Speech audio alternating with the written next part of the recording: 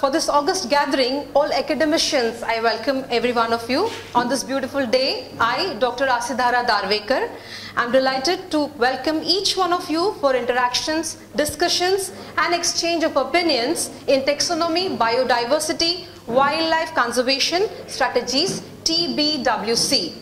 Taxonomy is our inheritance where we define the places to which they belong. In the same way, it provides an easy to identify categories of the species so as to have an idea of the existing conditions and to plan necessary measures for the biodiversity conservation. The main objective of biodiversity conservation are to preserve the diversity of species, sustainable utilization of species and their ecosystem to maintain life supporting systems and essential ecological processes. Wildlife habitats and species around the world are facing crisis.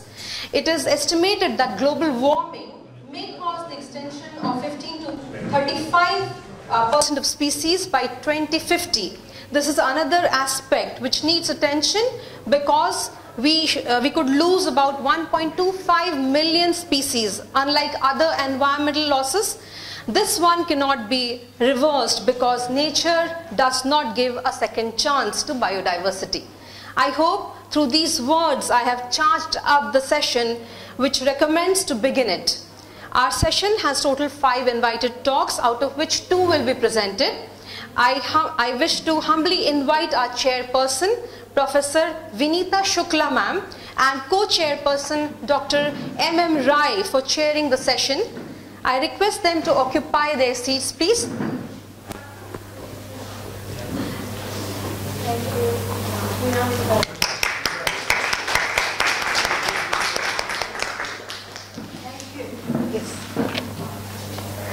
Thank you very much. Yes. Anand University, Rohtak, Haryana. She has been serving in this university since 1991 with 31 years of teaching experience. She is a recipient of 12 awards including the recent one, Professor M.C. Das Award, Zoological Society of India, PR, RTM Nagpur University, Nagpur. Sir has 35 years of research experience and 27 years of teaching experience. Sir has been postdoctoral scientist at International Center of Insect Physiology and Ecology, ICPIE, Kenya. Sir is a recipient of Best Researcher Award by RTM Nagpur University in 2019. Under his supervision, 16 students have been awarded PhD degrees. He published 108 research papers in national and international journals. Sir has carried out 4 research projects. He acted as examiner for PhD thesis of various universities.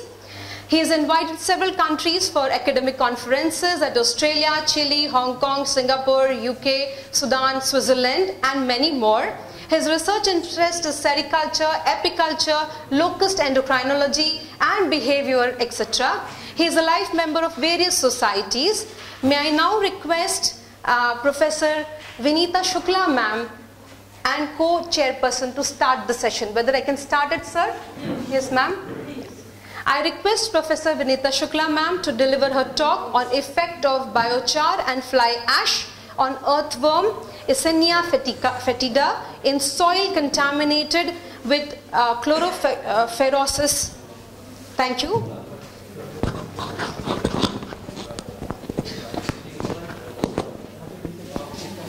किस पे लगाओगे जहाँ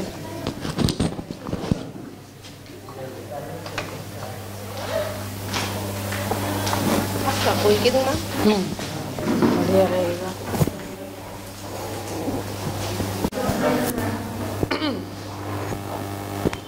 Hopefully I am audible. So I am Vinita Shukla from Haryana. So Haryana, it is known for agriculture. Slowly culture, it is also coming, social culture and all. But we are meant for Haryana and Punjab for agriculture.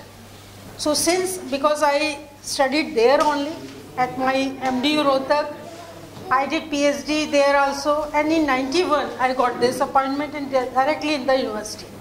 So since I was teaching, a long journey I had with students as well as young teachers. So this particular presentation, it is out of my research work, it is fine. But at the same moment, because youngsters are there, as well as new teachers must be here, so I want to insist that how they can formulate their projects on this very simple field on which less work has been done. So you can work locally, but you will be acknowledged globally. So that was the aspect which should always click in your mind. When we work in molecular levels, biotechnical levels, it is fine. But being in basic sciences, botany and zoology, we should work on basic aspects also. So quickly we will discuss the matter. This young one is there. Now where to click? This one. This is fine? So this is my thing. तो कौन सा है बेटा? बस pointer ही चाहिए. अच्छा इससे हम slides there, but we are lucky to have this. This is my department. So in 2009 I became head of the department first time. Now this is third time I am heading the department, and it is DST Feast department. We have fund from the DST for establishment of any new department if it is there. So this is for you. You can click it. Let me tell you that whenever we talk about earthworms, I worked on earthworms since decades, and whenever you see rainy season में you must have seen कि earthworms बाहर आते हैं. Unknowingly आपको लगता है कि these are nothing as the snakes. छोटे-छोटे सांप हैं शायद. Unknowingly आप ऐसा सोचते हैं. But these are nothing as, they won't harm you. Very small tiny structures. Now when we say where they are present, like we say कि earthworms, केंचुआ कहते हैं हमारे यहाँ, what here called I don't know. So earthworms, they eat soil. हम कहते हैं ना मिट्टी खाते हैं. So those are not the sand. It is the organic matter. जो भी rotten plants, leaves गिरती हैं या जो भी whatever rotten things are there in the total soil, they eat it away. So they are like scavengers. We say them they are farmers' friends because if you see,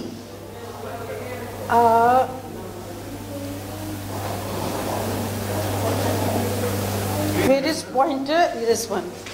Now whenever you can see, these are the house for this. So different names has been given. When we say epigeic, as name indicate, epi, outer surface. In middle it is meso, this, and then endo. This, you can see the home. आप जैसे घर बनाते हैं, either अगर जो चीज़ surface पे you can understand it will survive over there. थोड़ा नीचे जो आते हैं, they make the branching like such type of structures for them, and these are anasic which has the burrows like this. So when we think about कि whatever organisms they are living on the soil, we thought there must be surface dwellers. It is not so. वो कुछ नीचे भी रहते हैं और कुछ और, they are subground also. So depending on that, the different nomenclature has been given, and because we are I think we are from zoology, most of us are from the biology, you can understand well, so we should not waste time. You can click them. Now ecologically again, now different, you can see the lumbricus is there. अभी आएंगी तुम्हारे लायक भी photos.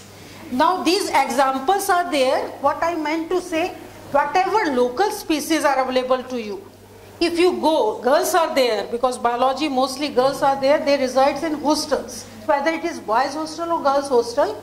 If you go in the morning time, you will see कि कुछ जैसे sand जैसी ढेरी लगी रहती है in the dampy soil. And those dampy soils, वो जो है, that is nothing as the excreta of earthworms. And that is, we say that these are castings which are very beneficial for the farmers. And that's why Aristotle, in that times, he says it is the farmer's bread. Since long back years, the thing it has been known. So these are the local species which are available in our Haryana, basically in our MD University campus.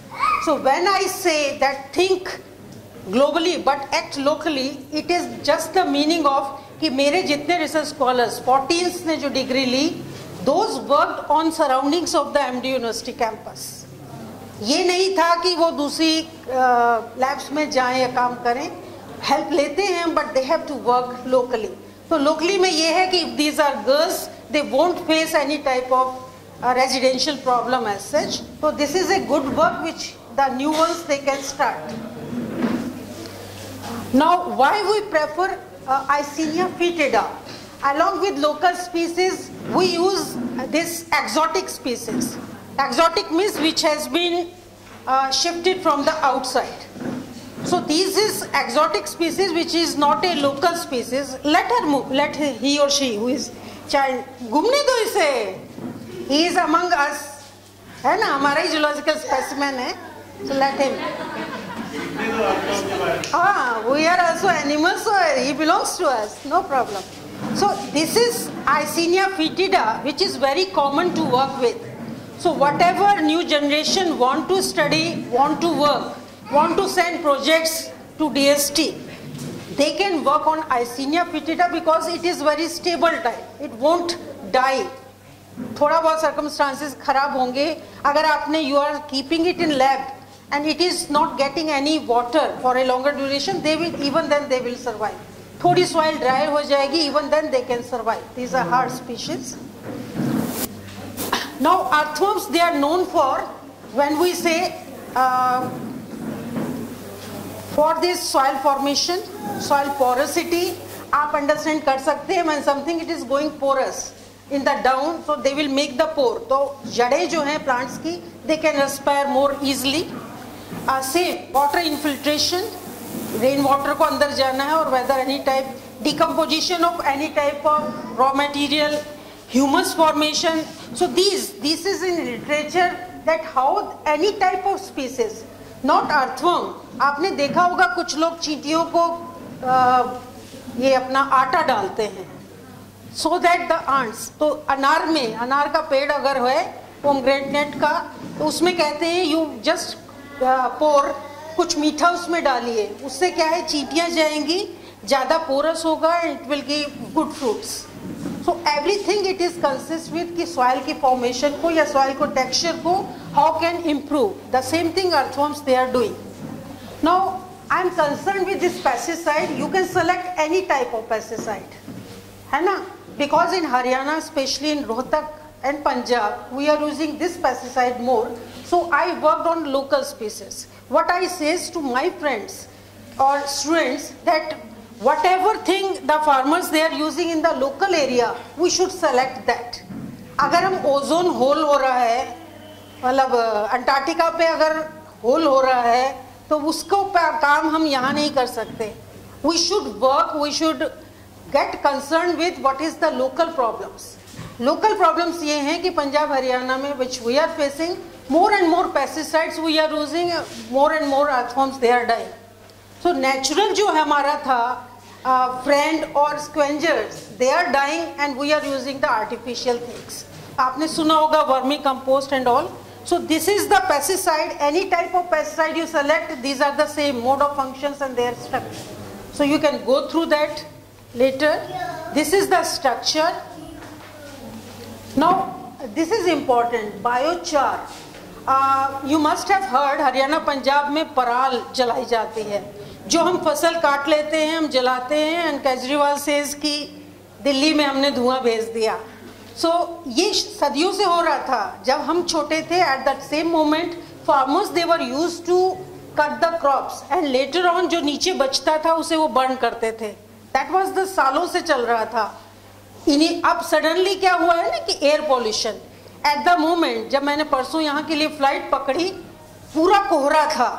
So what Delhi government says कि जितना आ रहा है, क्योंकि हम बिल्कुल उनके साथ में अटैच्ड हैं कि पंजाब हरियाणा वाले जो किसान जला रहे हैं, that is causing the air pollution, we are getting the kohra because of that. पर वो पहले भी था, अब दूसरे रीजंस जुड़ गए हैं, so we are getting the problem. So that is the fantastic, you can say, क्या कहना चाहिए, इसका तरीका है how the biochar formation can be made. It can be spread back to the farm fields and then we can get it made as manure. So we worked on that in our lab and it is getting, मुझे project मिला DST से and excellently we are working on that with the financial aid. तो आप भी ये कर सकते हैं. Whatever thing nearby, because many of you must be belonging to some type of village. आपके घरों में भी खेती का काम होता होगा, youngsters या जो भी मेरी एज के हैं वो भी. And whenever you get that crop, you can take it in the lab and you can burn it and then you can make it again the manure. How we will discuss.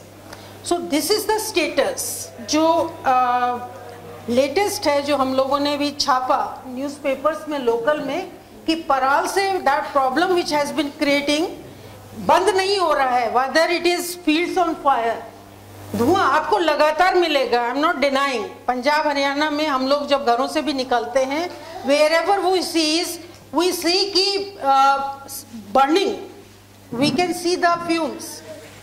We are not denying it, but at the same moment the farmers, they are also working on this thing also. They are collecting. एक बना दिया गया है, ठेका दिया जाता है. ठेका कि कॉन्ट्रैक्ट किया जाता है. They have to collect the raw material which has been left after the harvesting और उसको वो they have to turn it into the biochar. ये आप अपनी लैब में भी कर सकते हैं. सो दिस बायोचार ये इस तरह का दिखता है. ओहो, दिस ब्लैक, काला सोना आजकल इसको नाम दिया गया है. Black coal, black type of एक तरह से सोना है because it can be reused whatever waste it is there. So this is, ये inspiration वैसे मिली थी हमें US से because no one was working on that, so I selected that. And in the lab, this is my lab in which the students they worked. These are the earthworms which we have selected, and then we have to take everything. कुछ बच्चे शायद during MSc they must have done in research also. चाहे आप you have to go through electrophoresis, जेलडॉक पे काम करें, FTIR पे काम करें, so many instruments are there. Now research is not a problem. हमारे टाइम में instruments भी कम थे. I got the degree in 1990 PhD. At that moment Google नहीं था, आपके mobiles नहीं थे. We have to send the request cards to get the reference paper. उस टाइम के साइंटिस्ट भेजते भी थे एक दूसरे को. Now you can get everything on the Google, but you should work hard. You should be stick to one thing. आपके बच्चे क्या हैं? You are moving to different ways. But if you are stick to your one goal, you can get every paper related to that. You discuss it, and then you can plan your work, your objectives at the same moment. So this work with them, whenever we see differences, whether any type of work you are doing, you have to get through different type of instruments. And when instruments are concerned, you should work yourself on that. Don't depend on any type of instructor or any type of lab attendant for that. Then you can work very nicely. So that work it has been done. So gut cleaning it has to be done whenever you have to work for any type of infection or any type of you can say pesticide formulation. Now what happens if you are having, चाहे आपके पास experimental model, it is a rat, mouse or earthworm, you have to collect it. So what you have to do, you have to collect from the local species, you brought it to the lab, and then you have to rear it. आप उसको एक थोड़ा सा उसमें you have to cow dung है, that has to be added. अपने आप earthworm grow करेंगे. And you have to select कि वो एक ही टाइप के हैं और these are of different types. Then you can culture a single breed also. अलग अलग उनको लगा दीजिए separation के बाद, and you will get the much more collection of those. So this is the things whenever you have to do, because we have worked on histology for FTR, so many work it has to be done.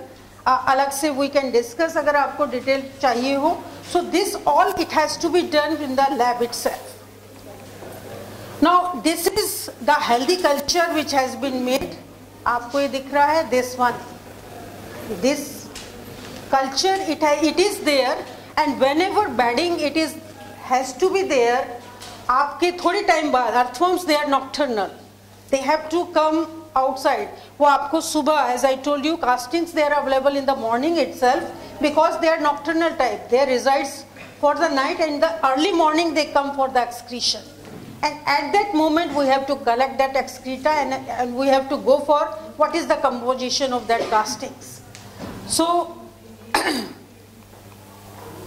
now whenever pesticides are being used, excessive use whenever we make of these pesticides, ultimately we have to make whatever agricultural residues is there and to make the biochar. अब you have to compare it. Whenever we say कि हमारा काम it is good for society, फिर भी हमें देखना पड़ता है we got the difference कि जो हमने harvesting के बाद we collected the crops, उसमें जहाँ ज़्यादा pesticide use हुआ था उसके जो बनता है compost, what is the difference among these?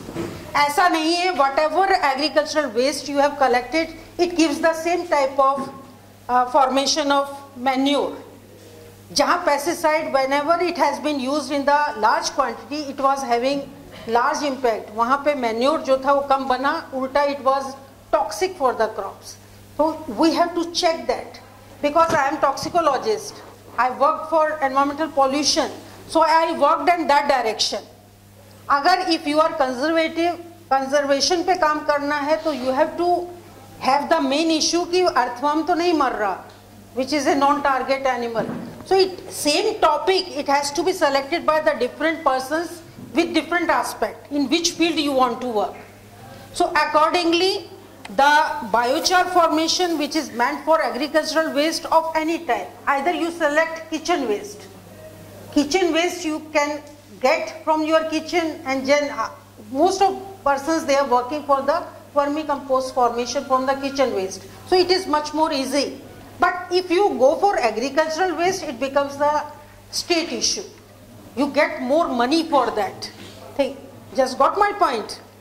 मैं यहाँ बैठ के कुछ काम करूँ in my lab, it is fine. कुछ भी करके आपको you can get the degree. PhD तो मिल ही जाएगी. Because we give, जिनको नाम हम देते हैं वो टीचर का जानकारी होता है. You get the PhD awarded. उसी को if you think, थोड़ा सा सोचें what can be your local problem, city problem or state problem, you get the financial aid जो हमें मिल गया. Because it was the problem of Haryana and Punjab. How we can use the agricultural waste जो कि जलाया जा रहा था, it was going to Delhi to create a problem, है ना? So that is the formation through stubble burning we can get it. This is the different protocol which we followed because it was lab work. So you can see like many research scholars or MSc students they must be doing different samples. One control has to be taken and then we took the pesticides concentration as LC50. Half earthworms when died. आपने 10 लिए, if 5 die we say this is the LC50. And then we export with fly ash. Now this is a new thing, fly ash और biochar. इनके combination से एक तो चीज है कि we have to vanish the पराल जिसको जलाने से धुआं फैल रहा है, पंजाब हरियाणा और दिल्ली तक जा रहा है. That was one problem. Second problem ये थी कि with the help of that biochar whether we can decrease the bad effect of pesticides which are in our fields of Haryana and Punjab. So that's why this work was formulated. कि चाहे वो fly ash हो या biochar हो, with the addition with the pesticide whether it has worked fine. And interestingly for this all work, this is again कुछ बच्चों का interest हो, they can click the slides. Gut clearance चाहिए होती है, whatever you have feed away.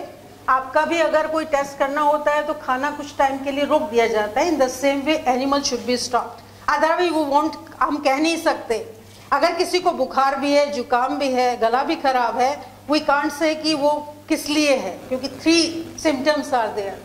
So once you study the impact of anything you can't say कि this is impact of this. It is challengeable.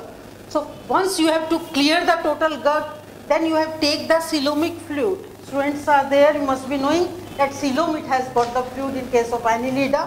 So that has to be extracted out. Then phenolic components, there has to total, these are different parameters which has been selected. And finally when we say this type of graph, which are for PhD or the lab work, they are formed. Then ultimately we come to a conclusion, this, that because we can discuss these aspects, it will be boring for you कि क्या result आया, कैसे आया. You can see in the literature also. Google पे नाम डालिए विनीता शुक्ला तो आ जाएंगे.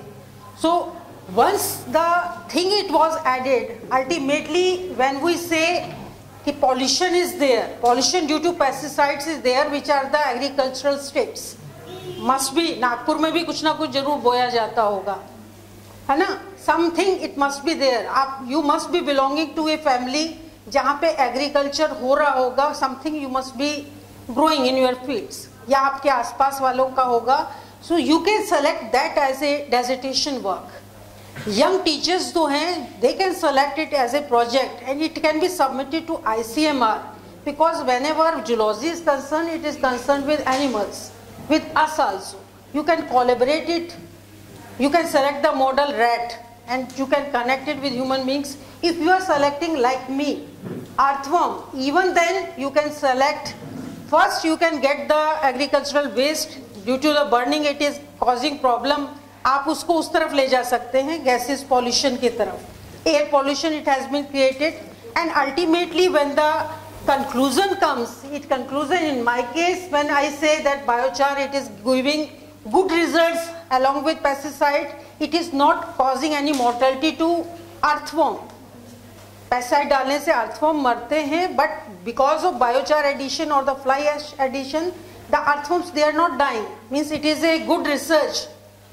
What financing agencies says, if we are not non-target animals, we are not making death for them, and we are facing gas pollution or air pollution, then ultimately we are retarding that aspect also. If you are making biochar, then ultimately that burning of agricultural waste, it won't be there in your fields. So that is again important for all of us. आप चाहे काम उस पे कर भी नहीं रहे थे, मैंने अगर किया तो कुछ हद तक शायद रोहतक में कुछ लोगों को सांस में राहत मिली होगी, because we have collected lot of agricultural waste from the farmers. Then we got connected with PGI, जो nearby है medical college, and we took the questionnaire to the farmers who are living there in the surroundings. ICMR के questionnaires पड़े रहते हैं, Google पे आप देखें. You can go ahead, you can discuss with the people which are around the air pollution cities or anywhere in which burning is there, and you can get the idea that no effect it is there now. So such type of work, such whatever thing we are getting, we are going to retire soon, 2-3 years, but whatever papers we have left, whatever work we have done, you can go along with that in different aspects. It won't say that you are repeating the research. You should explore the idea out of that. Like I mentioned that it can be of different aspect. I restrict to one, you restrict to one, another to one, and then collaborative we can go much vast for the basic science. Otherwise our students like botany, zoology in my A+ university, even in Haryana, we are getting the feedback that persons who are working on molecular biology, biotechnology, they are getting much more attraction in comparison to us. It is not so. If you work nicely, then whatever madam wrote about कि ये मिला वो मिला, these everything you can get. Like I run 5 projects from zoology itself, from earthworm itself, and you think कि आप अगर rat पे या किसी ऐसी चीज पे बढ़िया काम करेंगे या molecular level पे काम करेंगे, only then you will get the significance or recognition. It is not so. So work locally, and if you want to think, तो globally हम करते ही रहते हैं. So this we can discuss if you are interested later on, that what you can do in further. And just you submit your projects, just you submit your work with the local problems, I insist, and you will get more funds there. ठीक है? And then you can work much more better in comparison to us. हमने एक basic काम किया है, you can go ahead of us. So thank you very much. free to feel if you have to ask any questions, we can discuss later or now because we are getting late, so I think we will discuss later. One or two questions if we can. We can finish it here itself. Okay. Let me ask if there is any question, any doubt anyone has.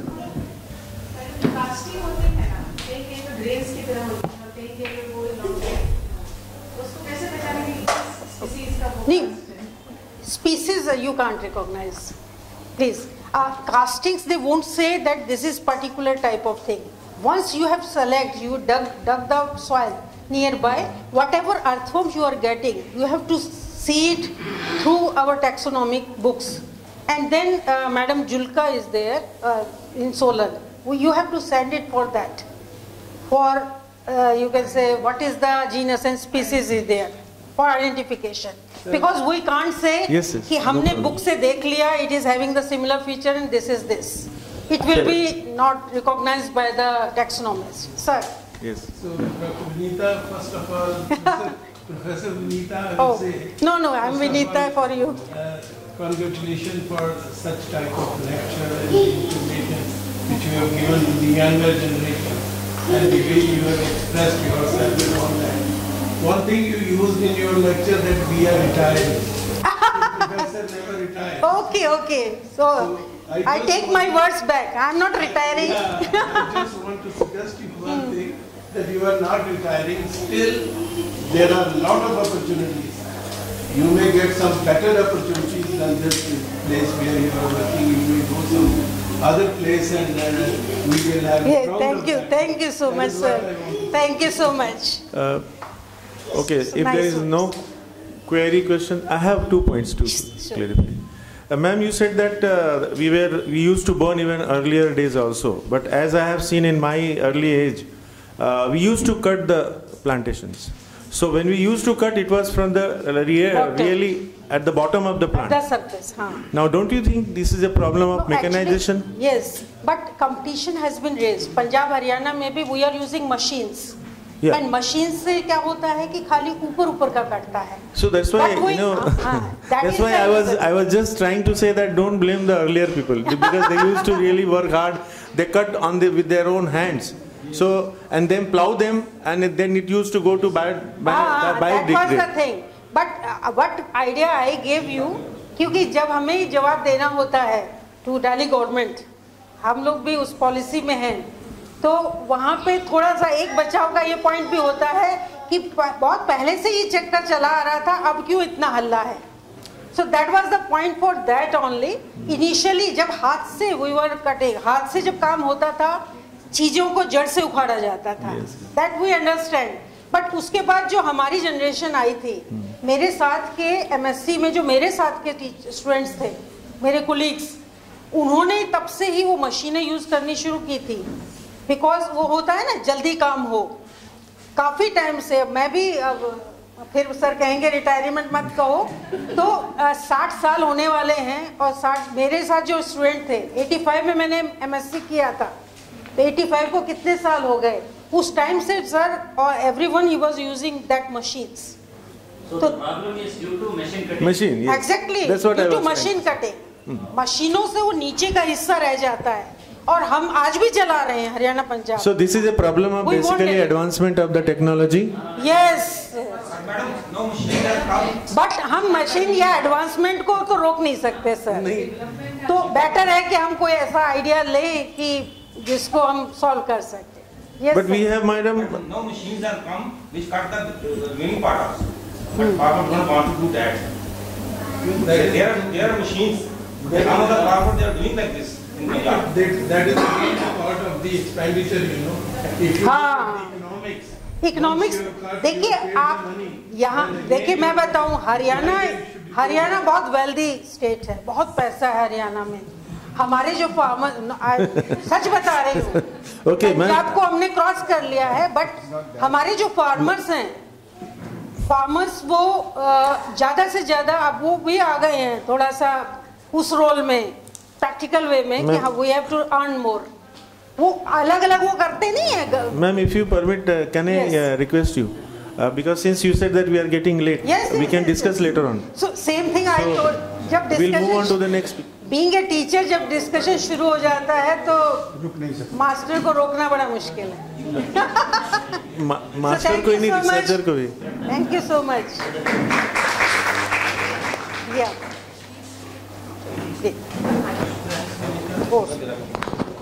Oh, sir, thank you. Enlightening lecture, and I think everyone here is satisfied with your question answer session.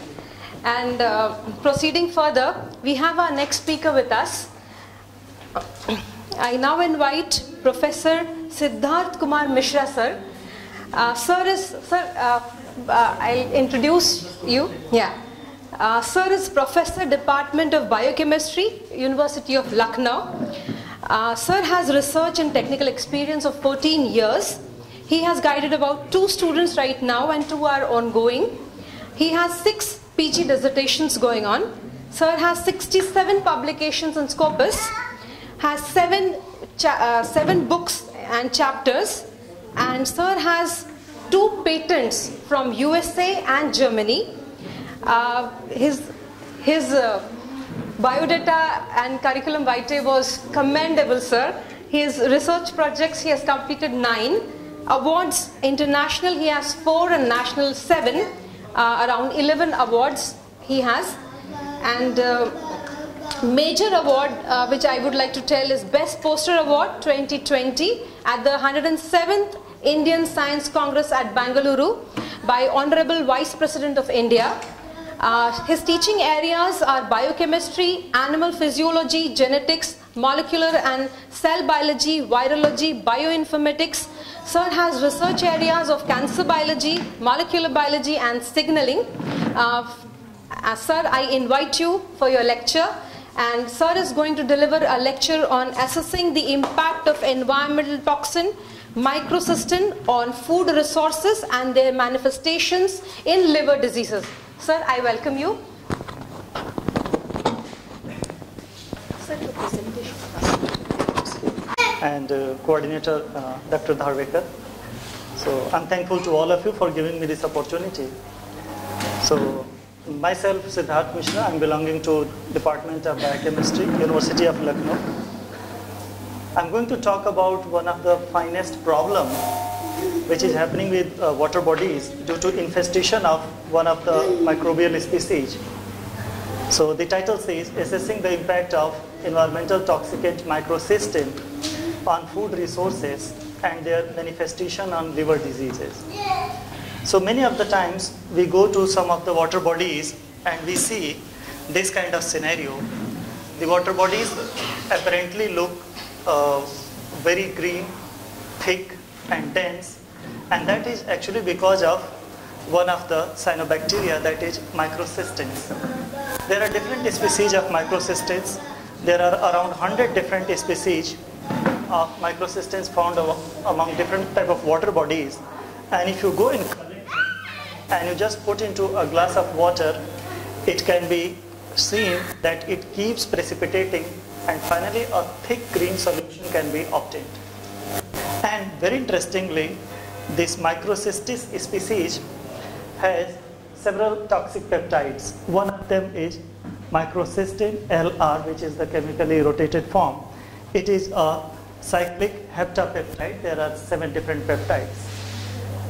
Initially there was consideration that it's a very simple kind of microbial infection in water bodies, but later it was identified that it can go through water route, and then it can go to like kettles and then in some plants, and by consuming them it can go to human bodies.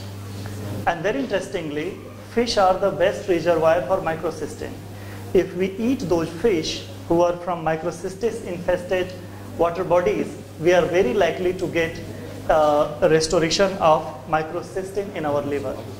So fish flesh, fish liver, it can very easily accumulate microcystin. Number 2, the buffalo or the cow who are drinking water from these water bodies, they can also accumulate microcystin. And very interestingly, the milk from buffalo and cows have shown a very high amount of microcystin in milk. And if we are consuming those milk, we are very likely to get affected with those microcystins. Now, there are several things that have been shown as the impact of microcystin. One of them is impact on liver, kidney, intestine, and brain.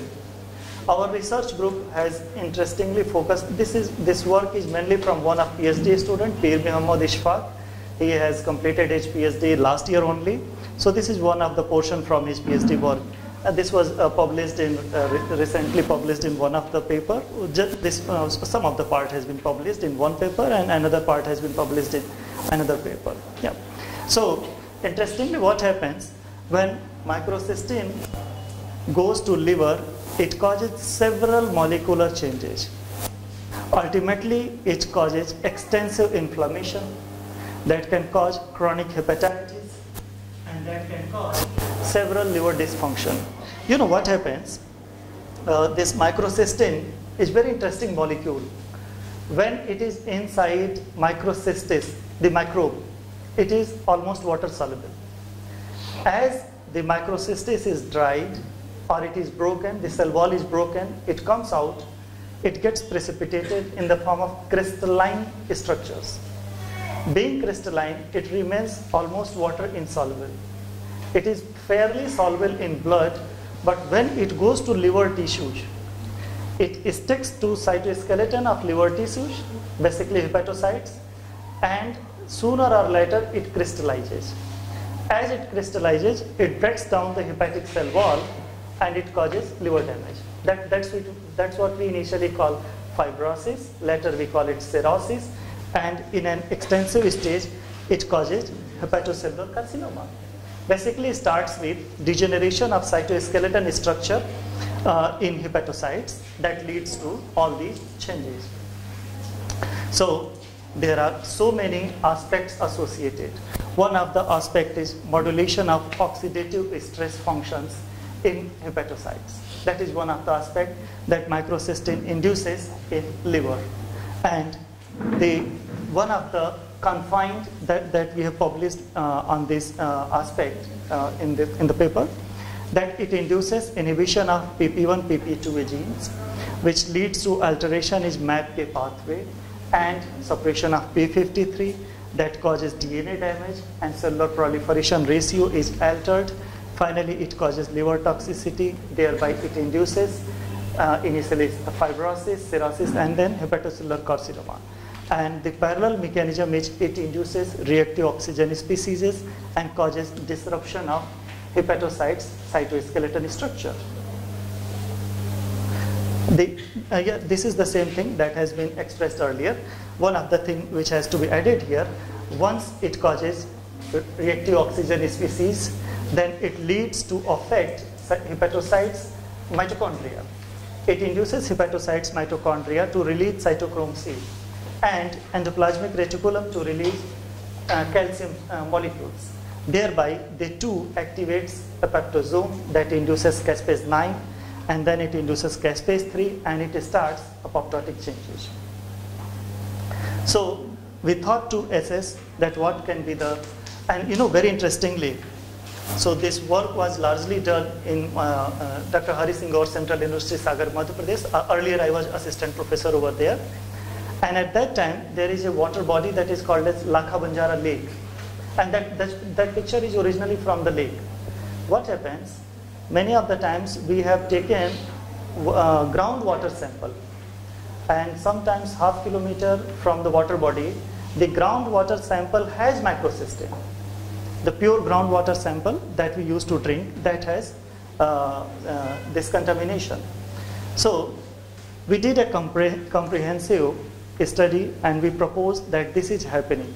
It induces PPA1, PP2A inhibition, cytoskeleton rearrangements, intrahepatic hemorrhage, chromosomal aberrations, cellular proliferation. Parallelly, it induces ROS, oxidative damage, DNA damage, genomic instability, collectively liver tumor promotion. And this work was published in Current Research in Pharmacology and Drug Discovery very recently in 2022. And Pir Muhammad Ishfaq, he is the man behind all this work. So firstly, we try to identify how it happens if we treat hepatic cell line. So this was in vitro work. In hepatic cell line, AML12 was treated with microcystin. So we can see there is extensive growth suppression, and the IC50 was identified to be 3.6 microgram per ml. So this is very low IC50. It means, and the water bodies in Sagar, they have shown up to 5 microgram. It means we are already, some of the people in Sagar are already consuming more than this. Parallelly, we have expedite that what can be the beneficial effect of natural supplementation. So in that case, we have utilized a mushroom that is called a chaga mushroom. Botanical name is Inonotus obliquus aquus. So we have utilized its extract, and we have seen that it prevents the degenerative changes in certain level. The same, then later we identified that this is the microcystin by HPLC, and then we introduced the microcystin to mice, and we found that it suppresses body weight, and we treated with chaga extract, the body weight was restored. This is histopathological changes. We can very clearly see degenerative changes. Cytoskeleton structures are being deteriorated, and the tissue dearrangements are there, crypts are there, central vacuole is enlarged, as well as there are some dead cells being fed. So all these changes, they showed that it causes histopathological alterations. Further, we try to identify, because we are assessing liver, okay? So the liver function test was done. SGOT, SGPOT were multi-fold increased. And when they were treated with chaga extract, it was quite restored by treatment. And here also, this is control, and this is MCLR treated, and they treated with chaga extract. We can see very nicely rearrangement of tissue structures. The next thing was to identify the apoptotic change. It's very interesting thing here, because since there is a lot of light, so fluorescence is little dicey. We can see in this phase contrast image, the central vacuole is containing some cells. Okay, central vacuole is not supposed to contain these cells unless there is hepatic damage. So we can see there is cryptic damage. Due to cryptic damages, these cells move into central vacuole. Now, if you can put off these two lights, it will be better. Yeah. Anyway, I'll explain it. Please let it be. Yeah. So then, when we stain these tissues with caspase-3 antibody, yeah, it's better. So due to caspase-3, we know that caspase-3 will stain only apoptotic cells or dying cells. The rest of the areas, there are no dying cells. But these cells, where there is more cryptic damage, there is more expression. And the cells which are in central vacuole, they are highly fluorescent. It means they are apoptotic cells, they are dying. At the same time, the TAPI was stained as a dual stain. We can see these cells who are in CV, they do not have any nucleus stain. It means these are all dead cells. Their nucleus has been degenerated. Chromosomal content, the chromatin has been degenerated. Therefore, no DAPI staining, but only caspase-3. Because caspase-3 is intracytosolic protein. Once the membrane is broken, it flips out and then it stains. And at the same time, when it was treated with chaga extract, we can see very nicely shaped vacuole, and then the expression of caspase-3 was reduced, and expression was, DAPI was very similar to control.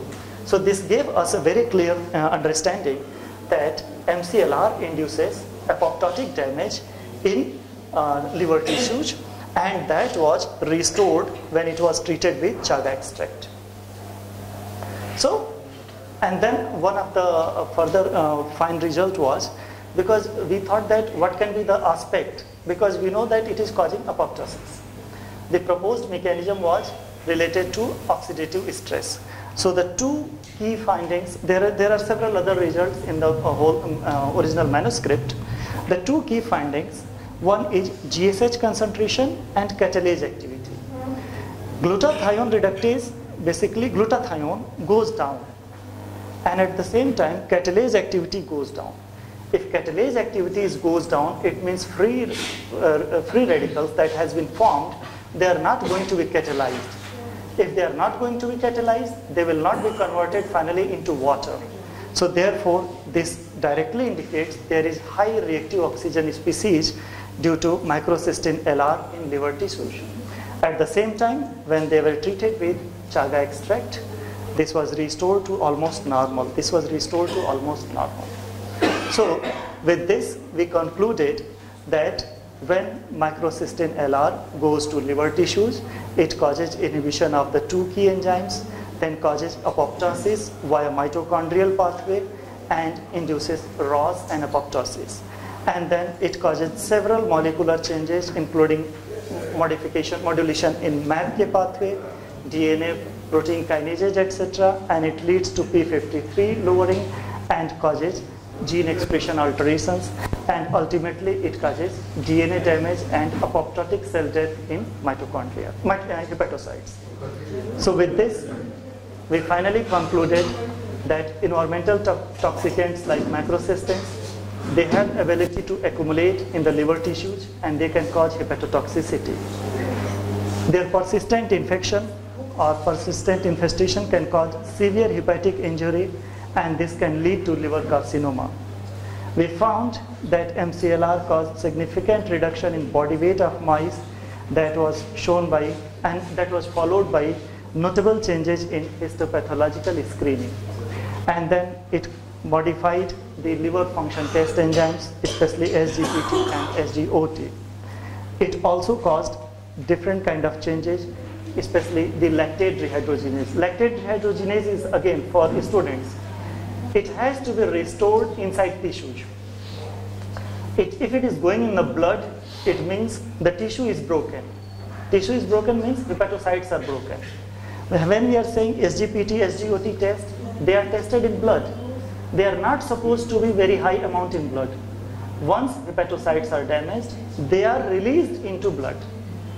They go into the hepatic artery and then finally go into our blood vessels and then keep rotating. Simply जब आपको jaundice होता है, आपका चेहरा पीला पड़ जाता है, and आप जब ये टेस्ट कराते हैं तो ये सारे टेस्ट पॉजिटिव आते हैं, because the changes are happening in liver and effect is being shown in blood. So and why shown in blood? Because hepatocytes are being damaged, and due to the death of hepatocytes, they reach into blood. Ultimately, it causes caspase 3 dependent hepatotoxicity and hepatotoxicity and the hepatocellular carcinoma. And when we treated with chaga extract, the supplementation of natural product like chaga, it restored the effects to a quite significant manner. So there are two suggestions: avoid the exposure of microcystin, and especially from those areas, the aquatic food from those areas where there is high exposure of microcystis, and supplementation of natural products can be helpful. So this was all about the presentation, and this is what we are doing. Our lab group has been working on different aspects, mainly pharmacological applications of essential oils. This is one of the projects that we have completed. One student has been awarded PhD. This chaga mushroom project has this has been one of our largest projects. One PhD student has awarded, 6 publications are there, and so many aspects. I can be reached at Google Scholar, ResearchGate, and all the scientific social media. Thank you so much. Very nice. How to chaga mushrooms inhale of the MCLR blood? No, it doesn't check. No, it's very interesting question actually, because MCLR is, as I said, it is kind of insoluble substance. So once it goes inside the liver itself converts it to xenobiotically change, and then it is excreted through urination or fecal matter. But the problem is that this process can take up to 1 year to 6 years. This process is very slow. How chaga mushroom is helping, it restores the antioxidant enzyme function, it restores DNA damage and suppresses apoptosis ratio. So this is basically a supplementation, and again, it's not therapeutic. It's preventive strategy, not a therapeutic strategy. So avoiding MCLR exposure is better way. So will it work for human beings also? Yes, ma'am. Yes, ma'am. In fact, we have already done a lot of work on intestinal inflammation, colorectal cancer, and now recently we have done on liver cancer. So, and all the work has been published, and one of the patents is in pipeline. Thank you so much. Yeah, thank you. We will thank discuss you so much. at the time of tea. Yeah, thank you. Thank you so much for a nice lecture. Lecture, sir. Everyone is so enlightened to hear you, and the work that you're doing is commendable, sir. And I just checked your CV. It was 67 Scopus publications, and now it is 69. So faster you are, updating yourself. Yeah, it's very commendable, sir. Our next speaker is our Vice President of Zoological Survey of India, Professor G.K. Kulkarni, sir. He is from Dr. B.A. Marathwada University, which is in Aurangabad. He is the section president for 67th ISC, and he is going to tell us about prawn diseases. So I welcome you, sir.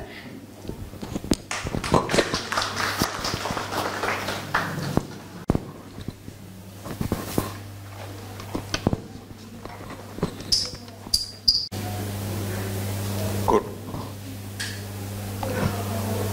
Well, this is actually I'm addressing. Background for this, my address is my work with fishermen during 1976 to 80. Thereafter, when I was working in Central Institute of Fishery Education, Mumbai,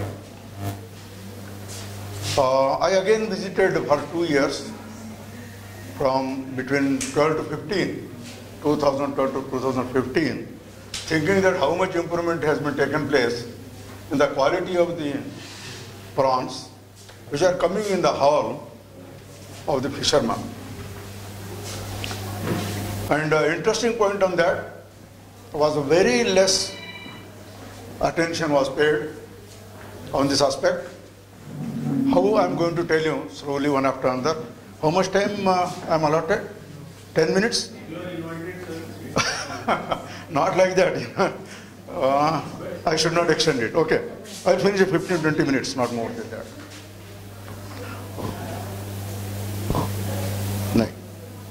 Full screen आएगा? Make it full screen.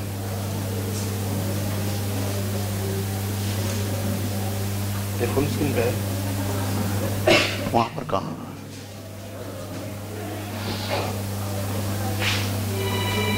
Story started in 1976 when I visited Warsaw Beach while I was working in Central Institute of Fishery Education. And before I go with the details, though my encouragement is a little bit here, I'm very thankful to the chairperson, Vinita, who is of course our senior colleague, and Professor Rai. I'm meeting after a long time, director of the sericulture of this university, under whose stalwartship the story which Professor Raina has started, Professor Rai has extended it till today. I'm very glad to see him after a long time. And of course, thank you for giving me an opportunity as a report here. So shrimp diseases, when we go to the 5-star hotels and as a source of the protein, we tend to consume the prawns, paying heavy money for that. But the problem comes with that good protein, we are also carrying something, we are also receiving something bad. And usually it is recommended that in a hall, suppose we get 5 to 10% of not diseased, but something abnormal looking prawns, they usually do not throw it away. So what are those all things? I'm going to go within 20 minutes, slowly. These are the, I'm particularly talking only about shrimps, not about the lobsters or not about the fishes. These are the major crustaceans which now we are using them in the Blue Revolution, and it's now our responsibility to maintain the quality of these marine fisheries, it comes under that, but we call about the shrimps and prawns, crabs, lobsters, crayfishes, including both freshwater as well as marine. And these are some of the products which are now very high protein diet. These are frozen shrimps are available, canned prawns are the pickles of them, then dried shrimps, shrimp prawn powder, prawn with the shell, that's called the curdy or curd, and deep sea lobsters. Lobster is the group which is more expensive and not easily available in the market. And freshwater prawn, particularly freshwater prawn, we're talking about two genes, Macromica rosenbergi and Palaemonite. This is the international committee which controls fish diseases, which is located in France. And causes of the emergence of the spread of the diseases are our own doings. They are like animals are often cultured in very unnatural conditions or environment. They are often in high stocking densities, and because of that they are always stressed. And another one is unregulated trade fairs. Who invites the diseases?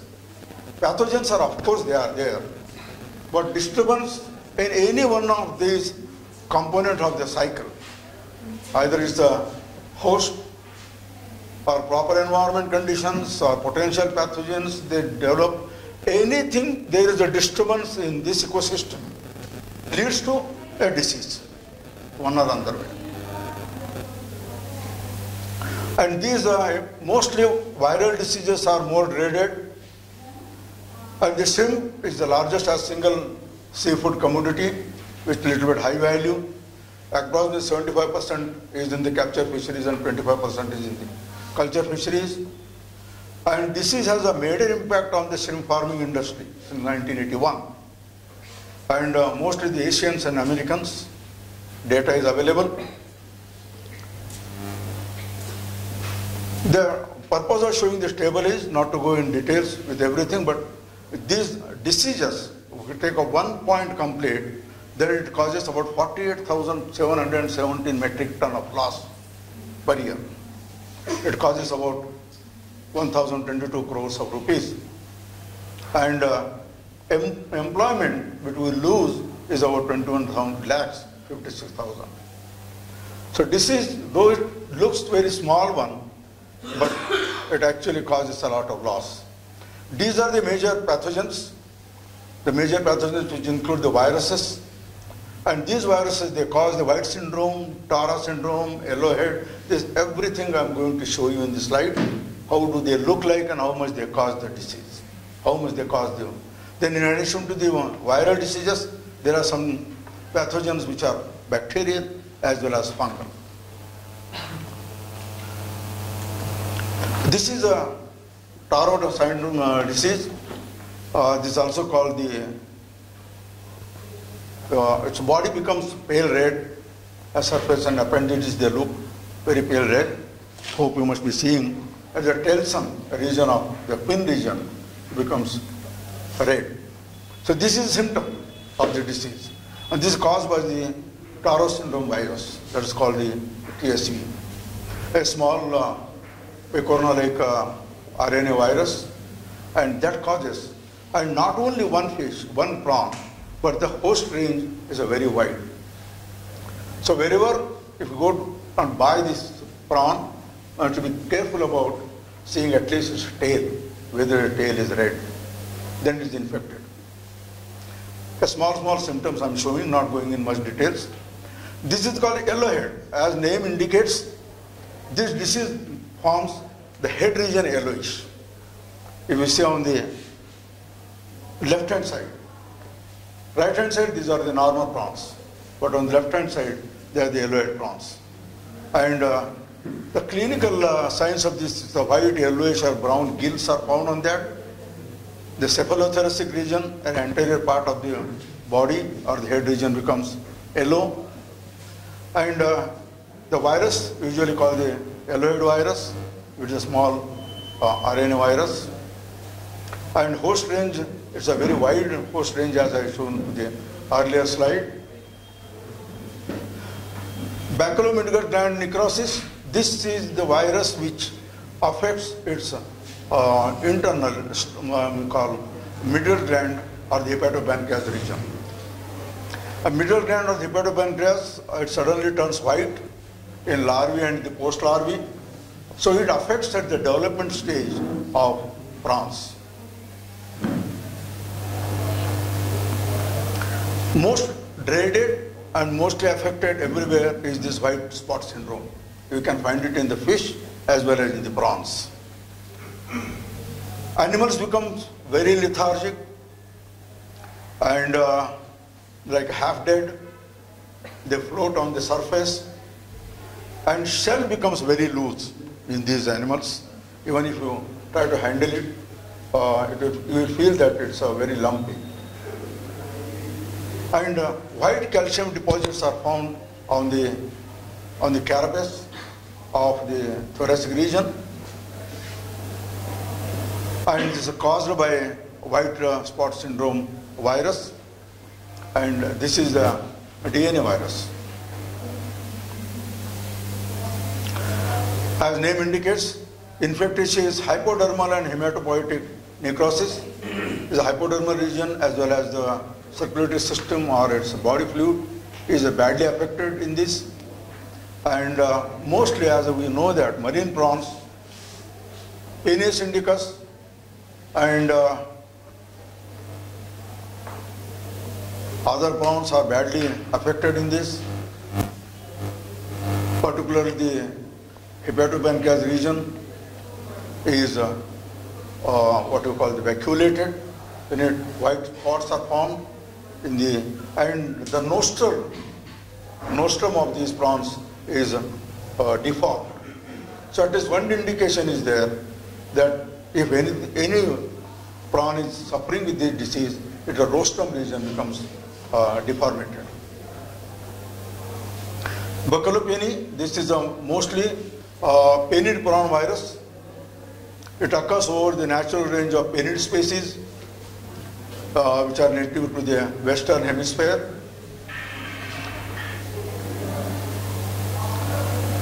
Tetrahedral baculovirus, this is, if you see this slide, the arrows are shown. This is the highly mortality in the, and milky white middle gland. Its hepatopancreas becomes milky white. The slide shows that tetrahedral baculovirus infections of hepatopancreas. These virus infected cells display multiple eosinophilic baculovirus within a marked hypertrophy of the hepatopancreas.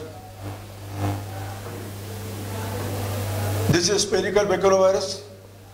Largely, the animals become very dull. Secondary gill and the surface found by these are usually infected by the ectoparasites. Hepatopancreas become white.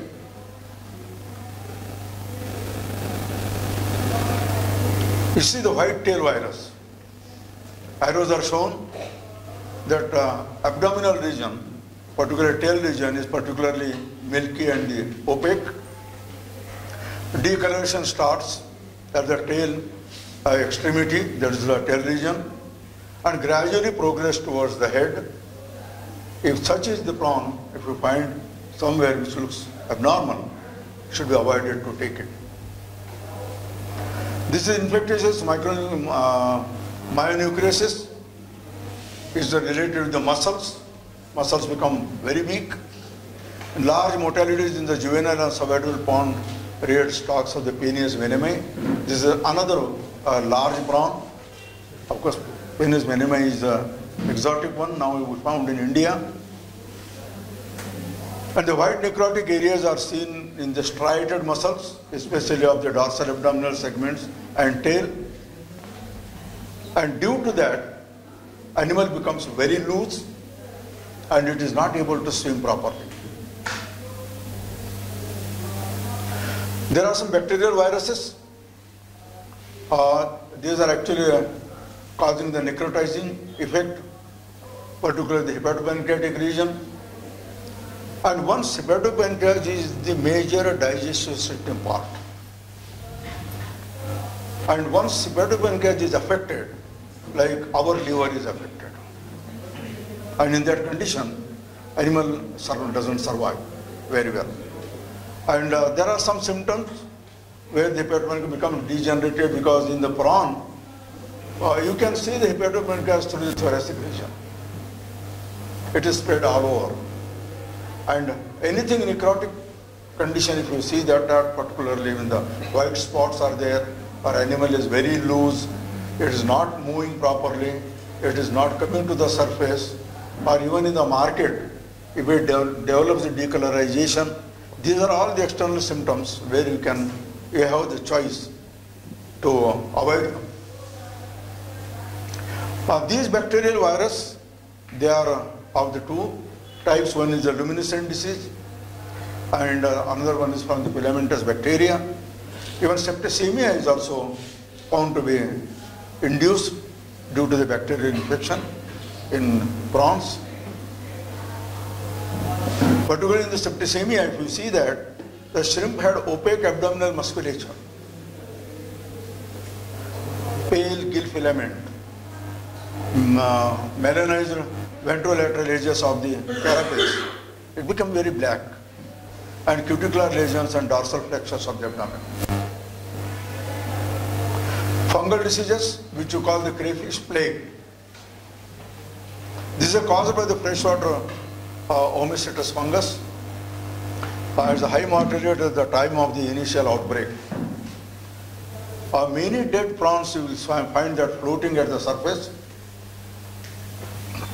This is mostly found in the crayfish, and unfortunately, crayfish has not come to the India yet.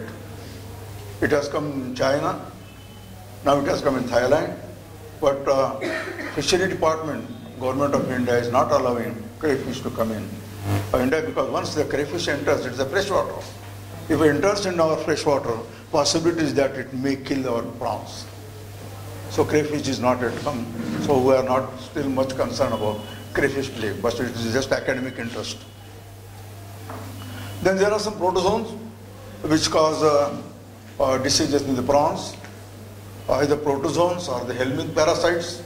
All these pathogens are carried in prawns because of the different in the hygienic conditions, environment and ecosystem, and all these lead to serious economic losses. On the impact of this shrimp disease, of course, as usual, loss of stock, particularly the white spot syndrome, causes much loss to the stock. Then collapse of the shrimp farming.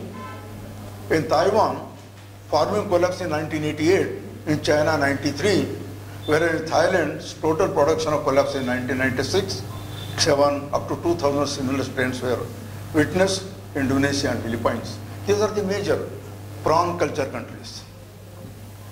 India is leading in fish culture, fishery sector, but prawn component in that is a very less, about 1%. That's the reason it's very expensive here. When you go Southeast Asia on a trip, enjoy lobster and prawns, even crayfish. In India, we enjoy fishes. Increased cost of the reinvestment, because mortality rate is very high. So always there is some constraint on the reinvestment in the sector. The loss of employment, when we lose the stock, ultimately leads to the loss of employment also. According to the FAO, statistics, world production of the cultivable shrimps has increased steadily since 1980s.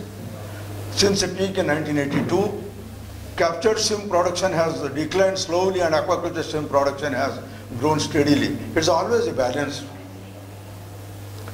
Despite the explosive growth in the shrimp production, there has been a periodic losses due to diseases.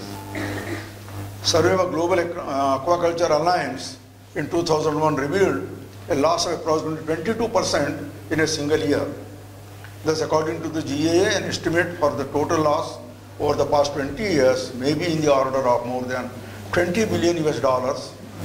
60% losses were attributed to the viruses and about 20% to the bacteria and other agents. So this illustrates the importance of disease control to the industry. Efforts on the disease control will focus on the viral and bacterial pathogens too. What are the measures which are now in practice?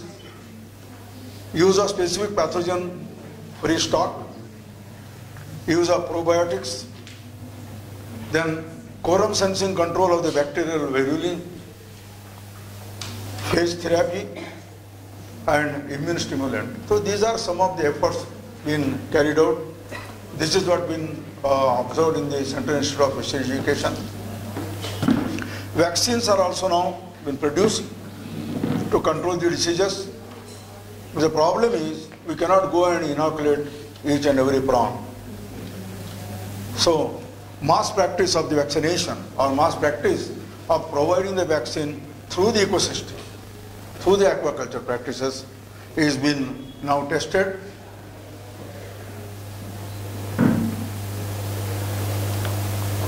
Then there's a RNA interference technology. These are some of the technologies which have been now tested to control the prawn diseases.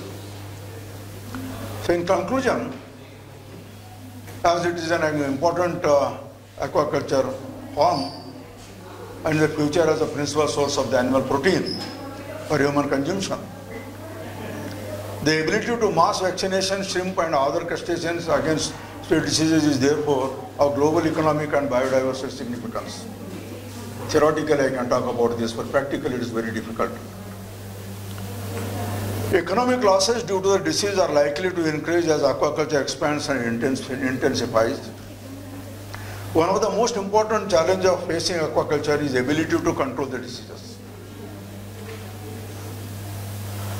So I am actually thankful to everyone, and particularly to Professor Vijayalakshmi Saxena, who personally invited and gave me an opportunity to interact with you. Professor Kamal Jaiswal, who actually caught me and brought me here to deliver the lecture, and chairperson, co-chairperson, rapporteur for giving opportunity, and thank you very much for you all interacting with me. Thank you. Now, a personal advice is, now this question always I ask about the government of India also in writing. Do we have any mechanism to educate the fishermen to identify the diseased fishes, the prawns, who's having the rostrum is deformed, whose tail is white, whose body or line is white, whose hepatopancreas is infected with the calcium deposits? So far I am not getting any answer. Repeatedly I am writing them. Number one, efforts at CIFE, because I work there. I do not know about Semipara and other places. Their efforts are going to be there, but their efforts, our efforts I can say because I am working there, is limited only to the ponds which we have got there. Okay, vaccine we are actually releasing in the pond at the time of culture. Okay, we are getting some improvement in it, but I cannot tell this one over that go on the farm and do it. So Government of India, another question I asked them, is it not the problem for the health of the population who is in need of the protein diet? Because when I go and buy prawns from the market, or when you go and buy order of the prawn cuisine from the 5-star hotel, you do not know what you are eating. So I have to be very careful, and there is no mechanism or machinery still from the central government or state government to avoid and educate the people, saying that avoid these kinds of the prawns or something. This public awareness program is not there. What I and you are doing here is a science awareness program, academic awareness program. Where is a public awareness program? As Suji has properly said, whatever he showed us, how many of us we follow what he told? Because we still follow what is there in the allopathy. But if anybody suggested go for the Ayurvedic and others, we say, oh no, it takes a longer time, we want the quick decision. So these are all actually, it has to come in the public domain to improve the health of the citizens. Thank you very much. So can I remove this properly so that... एक minute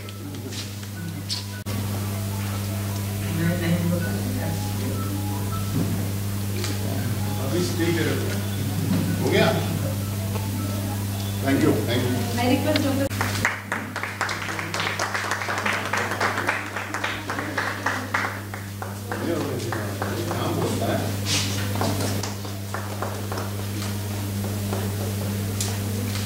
हो गया भाई आपका ये ऐसा chair थोड़ी ना पढ़ना है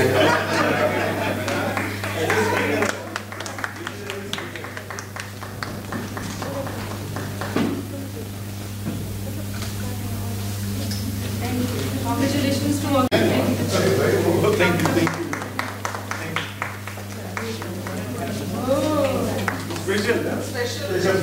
एक्चुअली स्पीकर के मोमेंटो जो है इंडियन साइंस कांग्रेस से है अब जो चेयर और वो चेयर हमारे हैं तो हमको देना मतलब हमने कह रहे हैं कि बाकी आपके नहीं है नहीं बाकियों को हम इसलिए शॉल पहना रहे हैं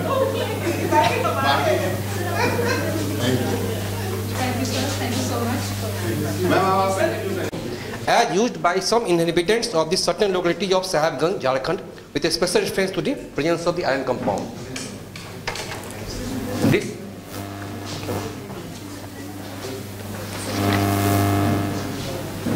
localities of the Sahibganj district, Jharkhand. These are the Marantar. These are the Marantar and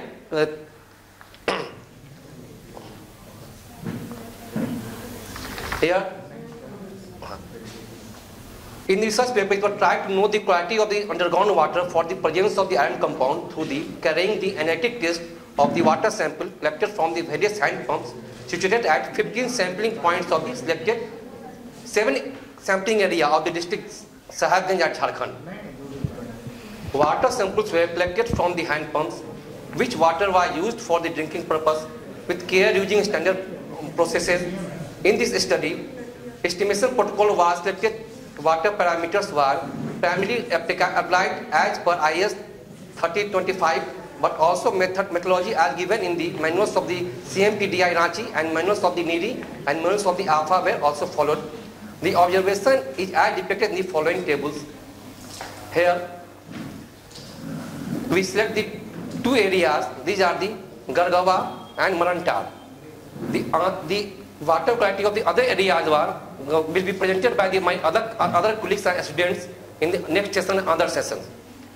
Here, we observe that in all the areas, the quantity of the irons are found more beyond the permissible level. Here, the Lakhure, Sachidanand, these are the persons from where water will be collected, and this quality of the water and the report of the water will be provided to this Lakhure, Sachidanand and Mumu Mistri and various persons, and on the basis of this report, they will get this certain financial help for the establishing some instrument to remove the iron from the drinking water. Here, in this report, here, in all the places, it was found that the water, this amount of the iron are present more beyond the permissible limit, and thus in this area the establishment of the certain instrument to remove the iron must be needed. And after the study, it was found that the high concentration of the iron was found beyond the desirable limit in the maximum areas of the study, except near house of the Prasadi Singh, Garwa, Satyanand. Again, concentration of the iron compound in drinking water was found beyond the maximum permissible limit in all the areas of the studies, except at the sampling point, house of the Prasadi Singh, Satyanand, Jagan Singh, and Prasadi Singh, Sacho Singh.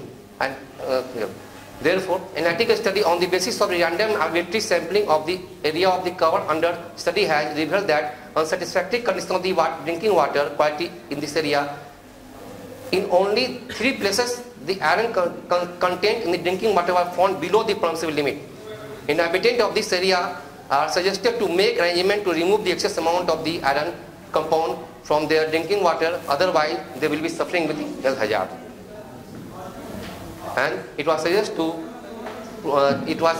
recommended that aeration of drinking water should be done, followed by the chlorination in optimum concentration, and must be established the iron removing instrument.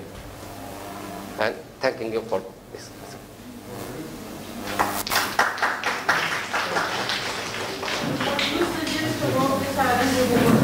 Okay. What do you suggest about this iron removal? देखिए sir, अभी वहाँ पर जो है जितने भी government के द्वारा लगाए जा रहे हैं बहुत से जो भी आयरन जो इंस्ट्रूमेंट लगाने जा रहे हैं लगाए वहाँ जो भी काम हुआ है उस एरिया में उस जगह पर जितने भी डिस्ट्रिक्ट मजिस्ट्रेट जो भी है वहाँ व्यवस्था करना शुरू कर दिए आयरन रिमूव करने के लिए जो भी जो छोटे छोटे जो फिल्टर्स वगैरह आयरन फिल्टर्स वगैरह हैं वो सबका व्यवस्था की जा रही है और बहुत बड़े पैमाने पर भी आयरन की व्यवस्था आयरन रिमूव की व्यवस्था NGO के द्वारा की गई है जो वर्ल्ड विजन वहाँ काम कर रही है क्षेत्र से। वर्ल्ड विजन उन्हीं के द्वारा जो फंडिंग किया गया सब काम जो हो रही है वर्ल्ड विजन ने फंड किया है, वर्ल्ड विजन NGO है वो फंड किया है। और वहाँ पर हमारे यहाँ जो फिट लैब है वो डॉक्टर सुचित्रा कुमारी जो कि वहाँ के सीनियर एनालिस्ट हैं वो सब मिल कर वहाँ काम लोग कर रहे हैं और आयरन के लिए जितने भी वहाँ फिल्टर्स वगैरह वहाँ गवर्नमेंट लगाने का प्रयास कर रही है। पर दिक्कत भी आ रही है कि कुछ वहाँ के लिमिटेड क्या करते हैं उस आयरन पंप से लोग अपने जानवरों को इस्तेमाल करना शुरू करते हैं या फिर उसका दुरुपयोग करने लगते हैं। आता नहीं आराम से पानी मिल जाता है वहाँ हैंड पंप का इस्तेमाल करना नहीं पड़ता है।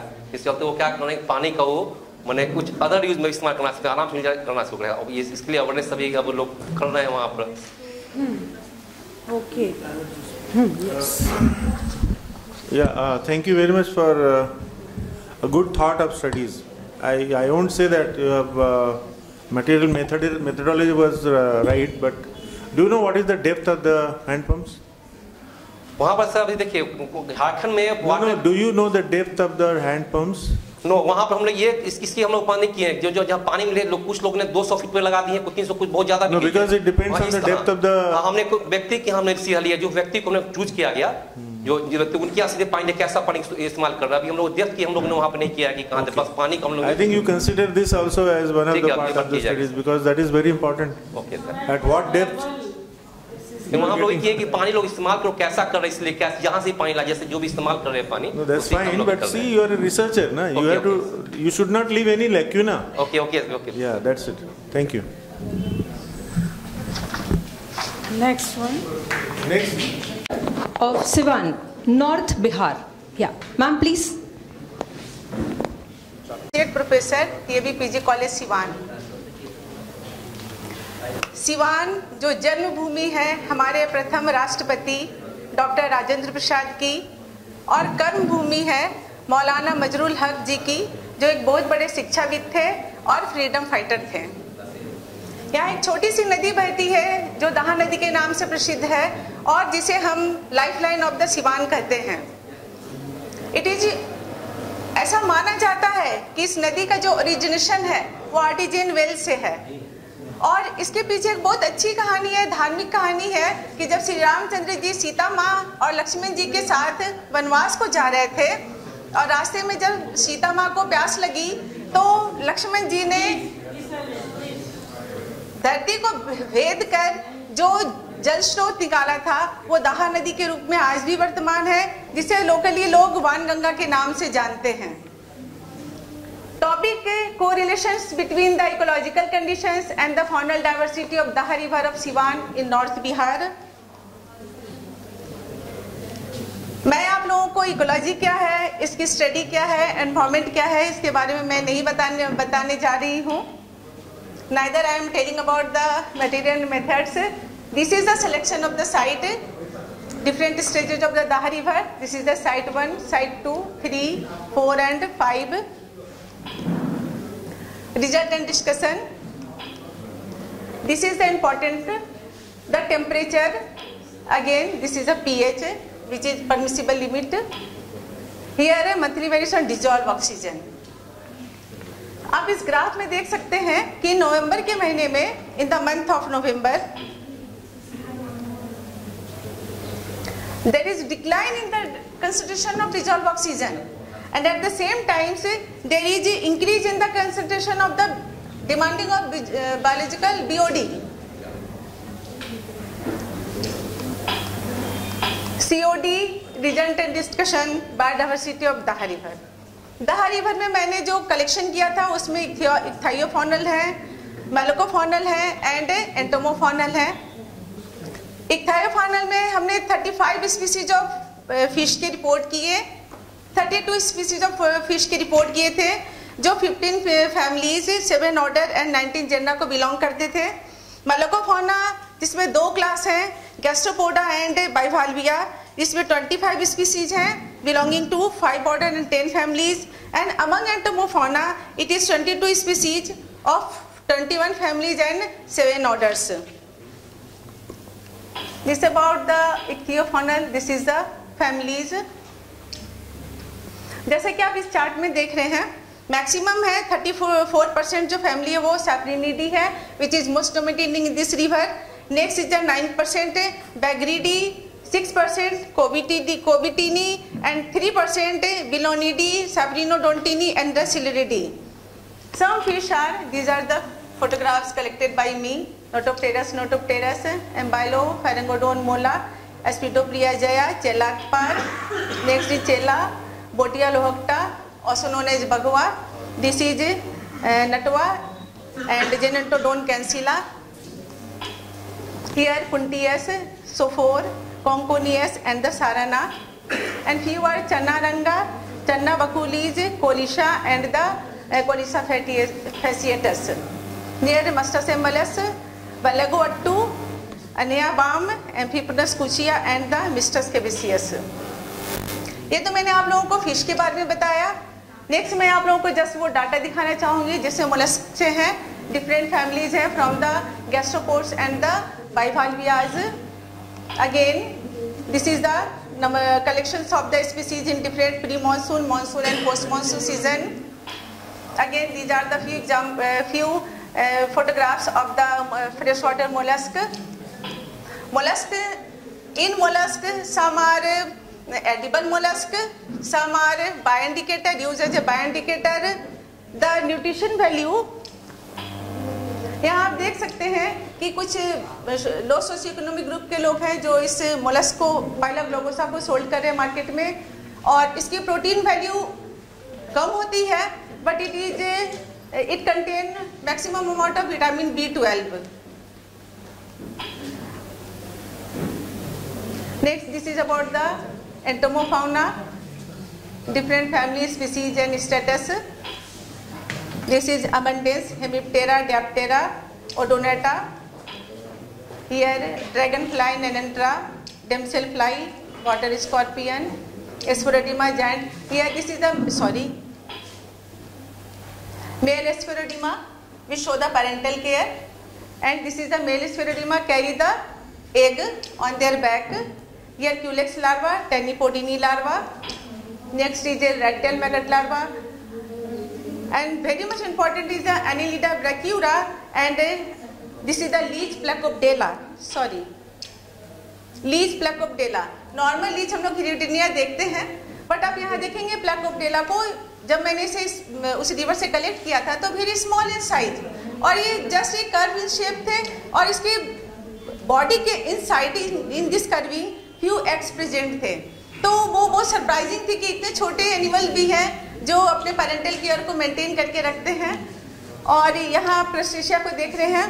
तो एज अ होल मैं ये नहीं बताने जाऊँगी कि क्या क्या थ्रेट्स हैं इस बायोडाइवर्सिटी के लिए, पॉल्यूशन है, पॉपुलेशन है, हंटिंग है। अगेन आप यहाँ देख सकते हैं कि इस रिवर में इंडस्ट्रियल डिस्चार्ज हो रहे हैं। यहाँ भी आप देख रहे हैं, ये सेकेंड या थर्ड साइड का फिगर होगा। अगेन आप इस फिगर को जरूर देखें। जैसा कि मैंने अभी बताया था कि डिजॉल्व ऑक्सीजन स्लाइटली डिक्लाइन किया था और बीओडी उसके काफ़ी बढ़े हुए थे। ये जो फिगर है, फोटोग्राफ्स है, उसी दिन का है, क्योंकि जब शुगर मिल के डिस्चार्ज इफ्लुएंट्स जब रिवर में छोड़े जाते हैं तो वो गोपालगंज, सिवान एंड छपरा काफ़ी लंबे स्ट्रेच को पार करते हुए वो गंडक नदी में मर्ज करती है। आप यहाँ देख सकते हैं कि जब वो डिस्टिलरी फ्लूइड्स जब रिवर में डिस्चार्ज हुए थे तो मछलियाँ कितनी सरफेस पे आ गई थी। और यहाँ देख रहे हैं, यहाँ ये जो पोर्शन, ये जो पोर्शन आपको दिखाई दे रहा है जहाँ ढेर सारी मछलियाँ आई हैं, यहाँ पर टाउन के ड्रेनेज रिलीज हो रहे थे, तो आप सोच सकते हैं कि रिवर में जो कंसंट्रेशन था पॉल्यूटेंट्स का वो उस ड्रेनेज से भी ज्यादा था। This is the local villagers. जैसे ही लोगों को पता चलता है कि अब डिस्चार्ज इफ्लुएंट्स रिलीज हो रहे हैं, वो अपने लोकल टूल्स जो हैं, हार्पून्स वगैरह हैं, उसको लेके नदी के किनारे बैठते हैं और बैडली वो फिश को क्या करते हैं, हंट करते हैं। इकोलॉजिकल बेनिफिट्स क्या हैं आप कहीं भी बहुत बुक्स में पढ़ सकते होंगे। मुझे बस 2 लाइन कहने हैं इस रिवर के बारे में। इस दहा रिवर जिसकी लेंथ केवल 86 किलोमीटर है।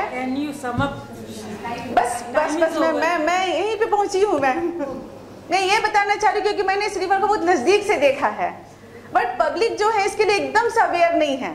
हम बड़ी बड़ी बातें करते हैं कि हमें ऐसे ऐसे साफ करने, ऐसे प्रोटेक्ट करने हैं, बट मैं ये जानती हूँ कि मुझे जो काम करने हैं वो ग्रास रूट लेवल पे करने हैं और जो लोकल पब्लिक है उनको अवेयर करना चाहिए। क्योंकि हम लोगों ने इस बार गर्मी में एनवायरमेंटल डे में इस नदी को कुछ कोशिश की थी साफ सफाई करने की, और मुझे बताते हुए बहुत दुख होता है कि इस नदी में टाउन के जो डिस्चार्ज हैं, जितने भी भगवान जी की मूर्ति है वो तो हम उसमें डालते ही डालते हैं।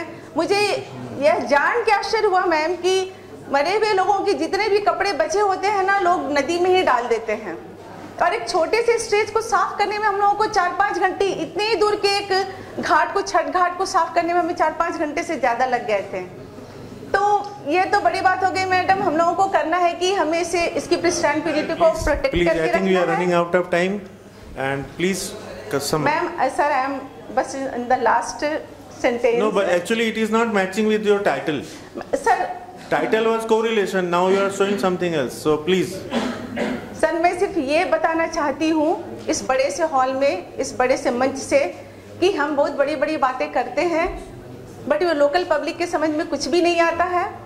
हम कैसे रिवर की डाइवर्सिटी को नष्ट कर रहे हैं, कैसे एक रिवर जिसकी डेप्थ कहीं कहीं मात्र 2 फीट ही बची हुई है। सॉरी सर, बट मुझे कहीं इससे लगा हुआ लगाव है जिसे मैं आप लोगों से शेयर करना चाह रही हूँ। Thank you sir, thank you ma'am. Thank you ma'am, thank you very much. Actually मुझे भी ISC से लगाव है, इसलिए time schedule. Culex prechantus, these all species I have identified taxonomically. This is my photographs of Aedes genus diversity. First one is Aedes aegypti. They are identified for their scutum. Scutum have the Larry shape marking. Second species on the Aedes vittatus. Aedes vittatus species scutum have the white color 6 spots. Third one is the Aedes albopictus. Aedes albopictus species have scutum have straight line for white silvery color. Their leg pattern as well as wing venation are different to different species. Their wing venation they are different for one species to another species. Next slide. Next slide is a Culex genus diversity. These are the 4 Culex species I have identified. Next slide, one species. First one is the Culex vaishnavi, and their length of pulp is short. Another for the Aedes species. Second species is the Culex pseudovaishnavi. Third one is the Culex prechantus, and last one Anopheles and uniformis genus are uniformis. Armigermus subulbatus is the last species, and their identification character based on the wing show in the small microscopic study, and their wing venation is different to different species. This is the genus wise abundance is shown in this figure, and this is genus wise abundance in Aurangabad city. Aurangabad in the northeast area of city has more collection for the Aedes genus during the November, October, December, these 4 months, and they shown during that period dengue patient number is very high, and they are the correlation for the environmental changes. In the month of October, September, humidity, November, in 3 months humidity and temperature may also down, and humidity and rainfall is high. This data will collected for Hydrology Department of Nashik as well as Meteorological Department of Aurangabad City, and epidemiological data carry a survey in private hospitals as well as meteorological district malaria office and municipal corporation of Aurangabad City. This is the indices. The Simpson Diversity Index of this state is 0.13. This means of rich diversity present in this area of Aurangabad City. Margalef Richness Index 1.38 and Shinon Diversity Index is 3.2. Inverted Burger Parkaman Dominance Index is 3.99. This is the correlation show. The abundancy and diversity of mosquito related to epidemiological condition in the city. Why this topic I choose? Because the epidemiological condition in this city scenario is very high. Epidemiology of dengue disease mainly is very high. Why? Because Aedes aegypti, Aedes albopictus and Aedes vitiatus is a vector mosquito of dengue disease, and they are very abundant number in that period.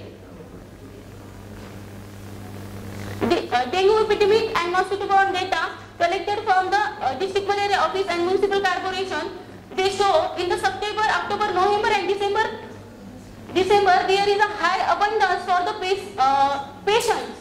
Near about 394 patients will be affected for these diseases. And this humidity rainfall temperature data, they shown during the humidity and rainfall may also increase. That time, July, August, September, October, November, the species will increase. This species will correlated to the humidity, temperature and disease number. Please sum up. Conclusion. Okay. Northeast and southeast area of Aurangabad city is low sanitation facilities and sewage mismanagement. Second one is the environmental parameter related to species abundancy and diversity. When high relative humidity and rainfall in the month of July to December, during species abundancy is high in the month of July to December. The abundancy of dengue vector mosquito is high during the period of epidemiology will high. This data collected to vector-borne diseases as well as district malaria office and survey carried out during that time, and species identified during that period, 1 year period, 5 genera will be collected, and in this genera 12 species will identify. This species name is the Aedes aegypti, Aedes albopictus, Aedes vitiatus, Tulips quantifaciatus, Tulips vishnavi, Tulips pseudo-vishnavi, Tulips picantus, Anaphyllus subpictus, Anaphyllus tulicifacius, Anaphyllus tripansi, Armigerus subulbatus, and Mansonia uniformis. Okay, thank you very much. Thank you. I just want to, because you are just talking about diversity. There is no need to talk about anything else. Otherwise, you have to put the similar thing in the title, correlation and all those things. You know, because it gives a very different message. So next time, and you should have a point. Don't read that slide. You should have just point and then elaborate. If you have time, if you don't have time, then reading also will be short. So as a student, I am just suggesting, you know, whether you follow or not, it's a different thing. She will follow. Yes, but this is the thing you. And Ponerini, these are important ant dwelling, soil dwelling ants, which play important role in tilting of soil. Among these ant species, Camponatus, Solenopsis, Kirematographer, Pedol and Myrmica ants, these are very important ants. And these ants maintain organic material, they decompose. They also help to decompose the organic material or whatever the polluted material with the help of bacteria, fungi, and they convert the complex material into simple material. So population of this ant is very important. So this is the experimental design I had performed in our laboratory and in sites also, at our sites, experimental sites. So I had selected some regions from A1 to A2. These are sites, site 1, site 2, site 3, site 4. In this way, I had collected some soil samples and analyzed that soil sample. So the result and discussion of this study is very simple. That survey of this ant species and different study of biodiversity. These species are very important: Myrmicini, Dolichoderini, Formicini. they show maximum increase in soil nutrient. So this is the comparative table which shows this array where Myrmicini, Dolichodorini and Formicini shows maximum increase in soil nutrients like nitrogen, phosphorus, sulfate, potassium, carbon. These are some soil nutrients which are, as compared to rural areas, urban areas, rural areas show maximum increase in this soil nutrient. This is the graphical representation. If you see blue color bar, this is the blue color bar shows maximum increase in soil nutrient. Okay, so in rural areas, population of ant species is maximum and they show maximum soil fertility. They play important role to increase soil fertility. So my conclusion of this presentation is very simple, that this present study shows the value of ant as soil tilter, soil quality indicator to monitor the sustainability of the soil, resource to pay attention. So here all of you, thank you so much. These are references. Thank you, ma'am, for a nice lecture. Yeah.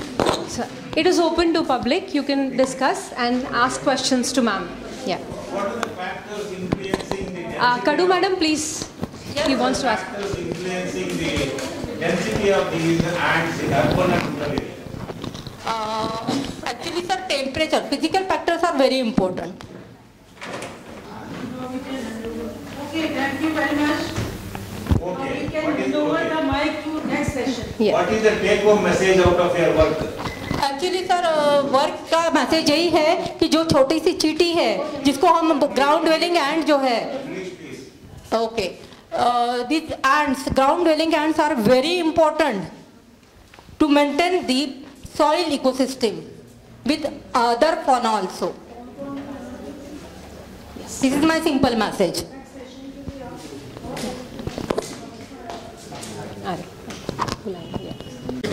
Wildlife and conservation strategies of section Animal, Veterinary and Fishery Sciences.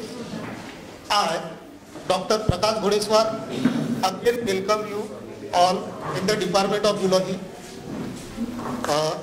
for the occasion of the 108 Indian Science Congress hosted by RTM Nagpur University, Nagpur. For this session, we have with us eminent personalities. As a chairperson, we have Professor M.K. Jyoti, and as co-chairperson, we have Dr. A.M. Kurat sir. I welcome chair and co-chairperson, and I request both of you to occupy your seats.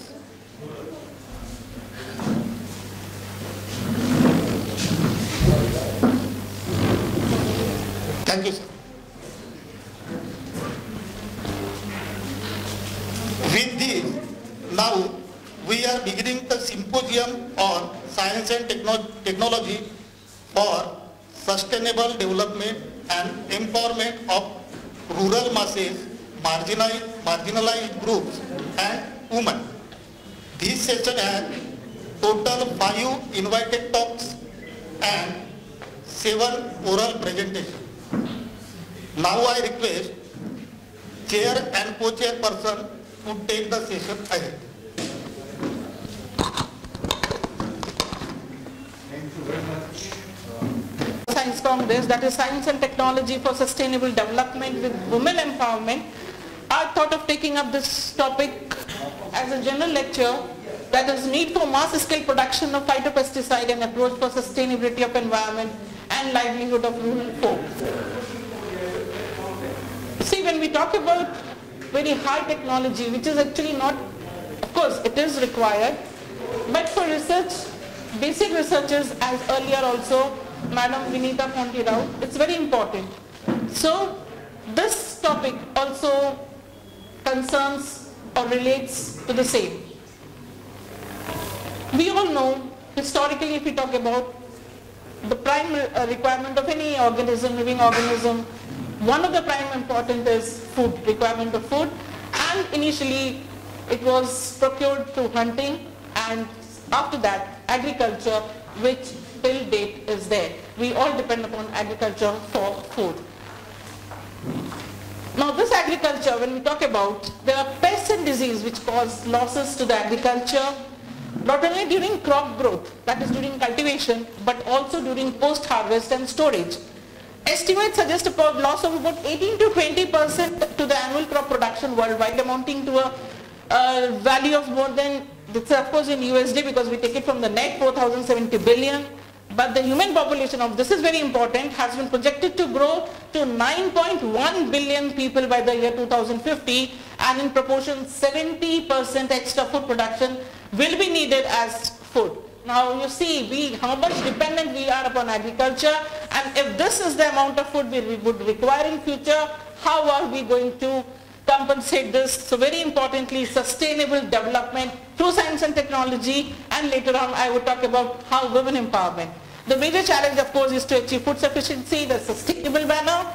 Not only there is requirement for enhanced food production, but also there is to safeguard it from pests. Now basically here I am talking about insect pests, so that the desired goals are achieved. Therefore, effective insect pest management is a front on which strong focus has to be made. Right now there was one student who was talking about ants. Yes, of course, whenever we talk about insects, if I say in Hindi, we always talk about kide makode. Please don't consider them as just kide makode. They are very, very important. I'll show you the importance and significance. Pests have attracted human attention from the birth of civilization. Records of natural pest control date back the control of insects. Dates back to even before 2000 BC when humans have used pesticides to protect their crops. Elemental sulfur was used initially, and in Rig Veda about 4,000 years old refers to a lot of poisonous plants for the control of pest insects. Now this is a historical background that a lot of insecticides, especially plant-based, because I'm going to talk about the phytopesticides.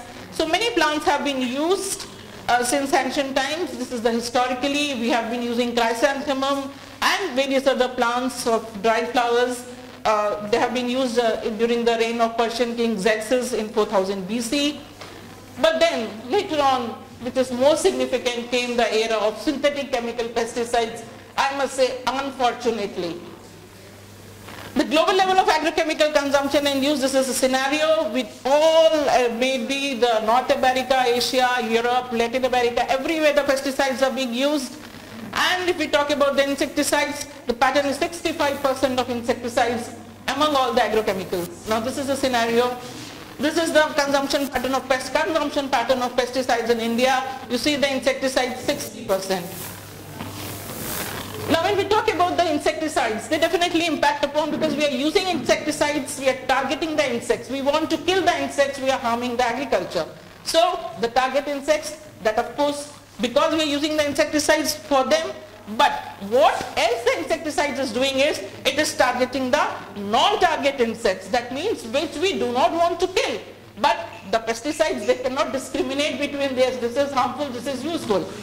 Overall environment is impacting upon the soil, water, air, wildlife, livestock, fauna, flora, human beings. Each and every organism on this globe is being impacted upon.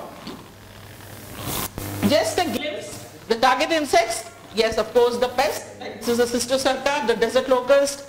The crop pest, this is Amsecta, very common pest of Rajasthan, which is known as the red hairy caterpillar. These are the termites, the vector-borne disease-carrying mosquitoes, various dipterans which carry diseases. These are pests of plants carrying diseases. The non-target insects which are important. Actually the pesticides is meant to target those insects which are just shown. But unfortunately what is happening? The non-target insects. Now especially this is for you, the upcoming, the budding scientists, because you all have to be very careful, because you are our future. The useful insects. Each one of us knows, but just a glimpse, see how useful. These are very important pollinators. The agriculture produce we get, 80% is pollinated by the insects. So how can we think of killing them?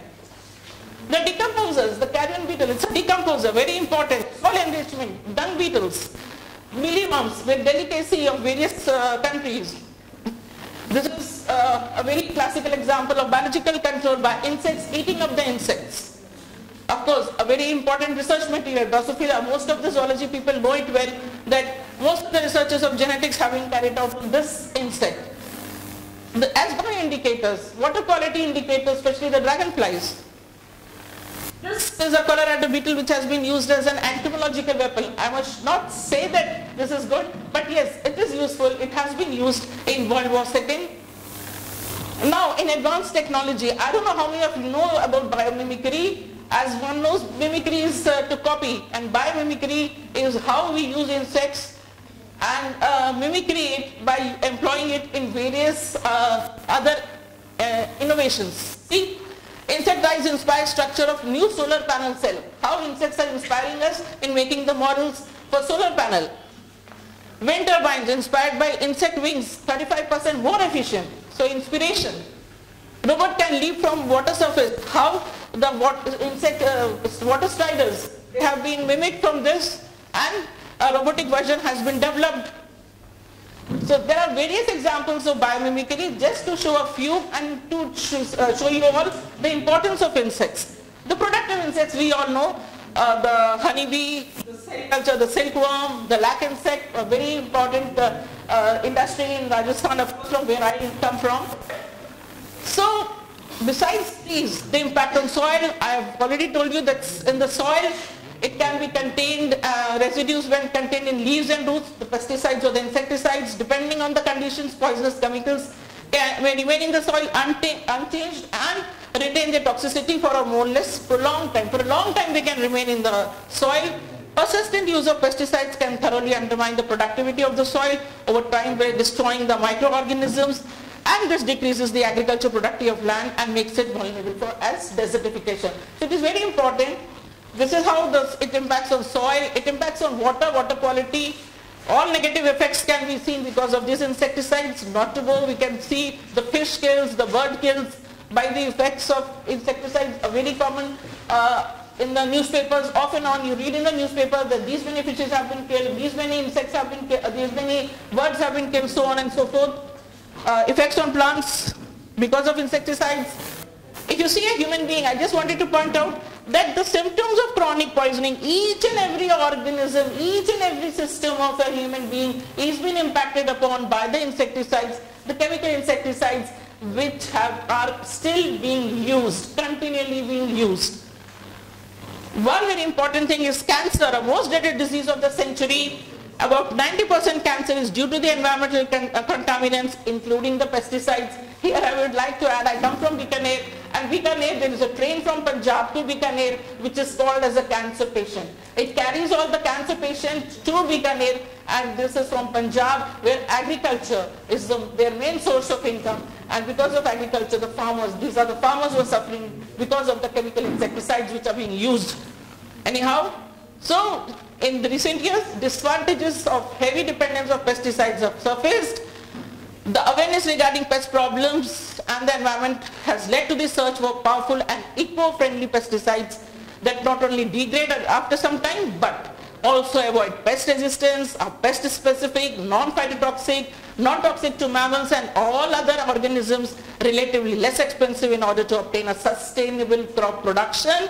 And searching for biorational pesticides by screening, this can only happen by naturally occurring compounds in plants, which could be an alternate to this. So, the secondary metabolites. Now, what the plants contain is the secondary metabolites, which constitute, a lot of plants have this, and the contents are the alkaloids, saponins, steroids, terpenoids, total phenols, flavonoids, tannic acids, which have been characterized as having insecticidal properties. So these secondary metabolites are the four main groups which have been identified: nicotine, alkaloids, rotenone and rotenoids, pyrethrum and pyrethrins from chrysanthemum, which have been used. And there are about studies reveal that more than 2,500 plant species belonging to 235 families have all been demonstrated for biological activity against several types of pests. So why not shift our use from chemical or synthetic insecticides towards this phytopesticides. Secondary metabolites from various plants have been identified. These are a few plants. Just to show you a little table, to show you that these are the chemicals which have been identified and their effect is insecticidal or larvicidal upon insects. These are the different authors who have worked upon it. So botanical pesticides have various chemical properties and modes of action which affect the insects. They can act as toxicants, resulting in mortality, but they can also act as repellents, ovipositional deterrents, antifeedants, sterilants, attractants, and growth inhibitors.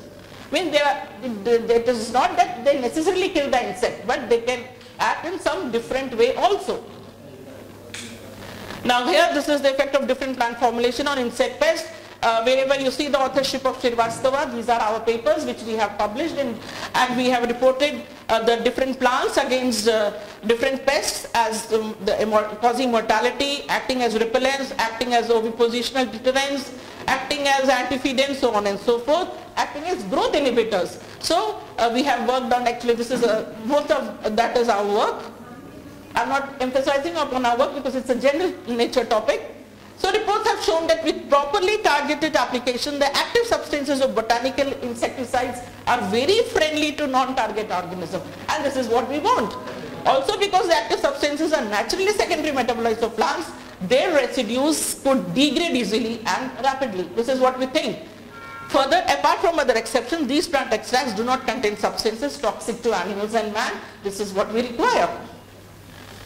Reports suggest that products based on plant extracts usually contain synergistically acting mixtures of active substances that exhibit various mechanisms of action, thus preventing the development of resistant pest populations.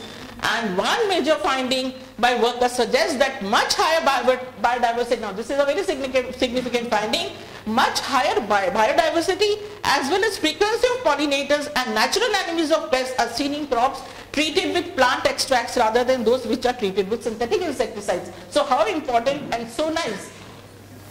But what is happening? Unfortunately, not many phytopesticides are found in the market on commercial scale in spite of the remarkable potential as natural sources of pesticides. Although so much work has been carried out, lots of things have been said about the plant-based or the botanical or the phytopesticides, but still large scale production or the industrialized production is not there. In the past years, only a few of them have been identified. These are a few which have been commercially produced, but then a lot needs to be explored. And what has to be taken into consideration while talking about these phytopesticides is that LD50 has to be calculated. That is the lethal dose. Lethal dose means how many, 50% means that 50% of insects are killed by the use of that particular compound or substance we are using. The various ways in which plant-derived pesticides can be processed, and these include using different extracts. We also have used various extracts in our laboratory work as pure plant natural products, crude plant material in the form of dust or powder, and formulated in different forms of solutions or suspensions. Crude extracts, now crude extracts can however be cheaply used if readily available solvent like water is employed. Now this is very important because sometimes what we use is we use organic solvents. If we use organic solvents, that is not preferred. If water, which is a very good solvent, if that can be used to extract the typical content of the plant which has got this insecticidal property, nothing better than that. In large scale field use of botanical products, there must be adequate and constant supply of specific plants to the areas in need, which means that since plants grow well usually in areas of natural habitat, effort should be made to invest in large scale cultivation of such plants in their favorable localities. So what Vinita madam was saying, the local area, that has to be preferred. We can contact the farmers in the nearby area, those who know about the plants, those who know that these are the plants which can have possess insecticidal properties, or which the laboratory working on these plants has identified these plants. We can go into the search and we can cultivate it in that area where it really, which is a natural habitat, or else we also can go on plant tissue culture technique if we want to talk about the technology. By the help of plant tissue culture, we can raise the culture, we can raise the plantlets, and then we can transplant these little plantlets into this area where we want the plants to be cultivated in large number. Who would be benefited? Very importantly, production of phytopesticide will be of great economic advantage in the developing countries as such programs can lead to economic empowerment of the poor farmers and ultimately improve the economics of these countries. So it is very nice because entrepreneurship can be based upon this. We're talking about two things. One is, of course, sustainable development, and the second is if we can start a new entrepreneur can come up with this, that yes, this is a very good phytopesticide, it can be used, and definitely it will be a very good alternative as against the chemical insecticides. Establishment of village-based plants for extraction and formulation of plant-based pesticides with packaging and logistic facilities which can help local folk for employment and livelihood. Rural women here, they can play best role in such processes as they are often well versed in dealing with crop products. Yes, I'm summing up, sir.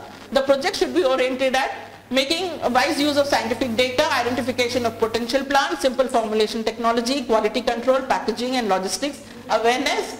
So green botanical or pesticides, I must say, are drivers of sustainable development because they would help in hunger eradication, poverty reduction, sustainable farming, and linked gender dimensions, that is male and female, both can contribute simultaneously. They are safe and eco-friendly. And in the end, I would say this can be followed by its mass-scale production, which not only would be a positive approach for sustainability of environment, but also could provide livelihood to the rural masses, particularly farm worker women. So use green, that is what I'm talking about, the phytopesticides, eat clean, definitely if you're using against the crop and agriculture, which is a food to us, and make a safer environment to live in. Thank you.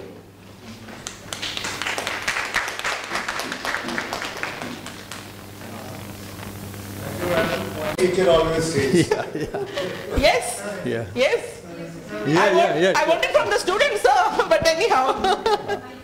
Anyhow. Yes. Okay. How these pesticides, phytopesticides are specific to their targets? Specificity. Yeah, that is what. One more question. Yes. Is there any attempt for the selective breeding or the improvement in the crop for the better production of phytopesticides from our side? Yes, I completely agree. But actually, these are all policy matters of how we're talking about the second question. Like the BT cotton has been made up by the biotechnologists. So they have to come up, shake hands with us, especially the basic researchers who have identified the plant, so that, yes, now this plant has got this component which can be used. And can any technology be introduced that they can be used that as the BT cotton is there, the resistant variety is there, yeah. But I am asking selective breeding. Selectively we can yes. different strains and high yielding varieties we can selectively breed. Instead of going for the standard aspect, we can think of selective breeding. Yeah, definitely what I was talking about, the women empowerment, and this I was just trying to say that the localites can identify that plant and then we can go for the selective breeding. Yeah, and we can also go for propagation, tissue culture, anything of that sort. That is what I said there. That is very important, that is required. Thank you. Yeah. Okay, thank you, madam. Hey. Shall I start, sir? Just 1 minute. University in Nainital. My topic of presentation is diversity and ecosystem services of major group of insect fauna in protected area network of Uttarakhand. Now, we all know, class Insecta is a dominant class of insects, dominant and diverse group of taxonomic groups. Near about 1,20,007 species under 39 orders and comprises about 58% of species known in the world and 66% compared to all animals on the planet. The highest number of insect species belong to order Coleoptera, Lepidoptera, Hymenoptera and Diptera. These are the major functional groups and that significantly contribute to ecosystem services in significant ways. The effect of human health. Insects affect human health, agriculture and world economy by serving pollinators, predators, decomposers, herbivores, parasitoids directly consumed by humans and serve as bioindicator tools. These are the, according to Millennium Ecosystem Services 2005, all ecosystem services of insects performed by divided into 4 groups. Number 1 is provisioning services. Provisioning services in the form of nutrition, source, food chain, supplements, economic benefits. Regulating services in the form of carbon sequestration, climate change, control of pests, pathogens, soil formation, nutrients regulations, and supporting services in the form of pollination, decomposition, mineralization, seed dispersal. And cultural services performed in the form of bioindicator, conservation tools, education, tourism, cultural heritage, religious and spiritual values also. According and estimated, insect only provide services worth of $57 billion annually in the United States, and so are the crucial in modern biodiversity rules. Several authors and workers have evaluated various ecosystem services provided by the several group of insects. However, in current anthropogenic era, insect population rapidly declining and several species are facing danger of extinction. The protected areas are key designated areas for conserving nature. According to IUCN, define the geographical area of land or sea for protection and maintenance of nature and related ecosystem services, cultural resources which are effectively managed by law and other services. In Uttarakhand accounts for 1.63 of India's geographical area of the area and is home for 4,160 species. Insects including Lepidoptera was the most dominant, followed by Coleoptera, Diptera, Hymenoptera, Orthoptera. Other groups accounting for 6.52% of all known species of insects currently. Uttarakhand beholds 18 protected areas where studies on diversity and richness of varying vertebrates and invertebrates, including insects, have been accomplished. These are the objectives. First objective, to determine the taxonomic composition of different groups in different protected areas, to estimate the relative abundance, distribution range, diversity of insect fauna from different protected areas, to investigate and explore the major roles and ecological significance in the sustainability and integrity of the various protected areas. Study area, Uttarakhand. The Uttarakhand lies in the central sector of Himalayas. The major geographical zones are Upper Himalayas, Siwaliks and Tarai regions. About 18.707% of the total area has been designated for conservation of species, habitats through the establishment and management of protected area in the form of national park, biosphere reserve, wildlife sanctuaries. 6 protected areas from the protected area of protected network of Kumaon division of Uttarakhand chosen for the present study: Vinsar Wildlife Sanctuary, Corbett National Park, Ascot Wildlife Sanctuary, Nandhar Wildlife Sanctuary, Nanda Devi Biosphere Reserve and Nana Devi Bird Conservation Reserve. These are the 6 protected areas shown by pink color selected for the present study. Uttarakhand beholds 18 protected areas with 7 wildlife sanctuaries, 5 national parks, 4 conservation reserves and 1 biosphere reserves. For the present study, we selected Ascot Wildlife Sanctuary, Vinsar Wildlife Sanctuary, Nandhar Wildlife Sanctuary, Corbett National Park, and Nana Devi Himalayan Bird Conservation Reserve and Nanda Devi Biosphere Reserve. Corbett National Park, renamed or presently designated as Corbett Tiger Reserve. Standard sampling methods were used for the collection of insects and identifications by morphological keys and scientists from Zoological Survey of India. Different diversity analysis were used for the calculation of the diversity. Identification ecosystem services provided by insect group as per the Millennium Ecosystem Service Assessment. Recorded insect species and functions were characterized into 4 major groups, namely provisioning, regulating, supporting and cultural service. Each species were evaluated for the ecosystem services provided by them using both direct, field-based and indirect on literature-based. Now come to the results. Species composition of insects and distribution. A total of 412 insect species belonging to 7 families and 9 taxonomic orders. In terms of relative number of species, Lepidoptera was the most dominant and highest orders, followed by Coleoptera, Hymidoptera, Odonata, Orthoptera, Hemiptera, Diptera, Isoptera, and Neuroptera with 2 species each. The relative this table shows the relative number of species and percent contribution of different insect orders across the protected areas. Maximum number of species 226 were reported from Nandhor Wildlife Sanctuary, and minimum were reported from 94 from Nana Devi Bird Conservation Reserve. This figure shows the variation and percent contribution of different insect orders across the different protected areas. In a similar trend was observed. Lepidoptera, Coleoptera, Hymidoptera were the dominant orders. And alpha diversity and beta diversity across the protected areas.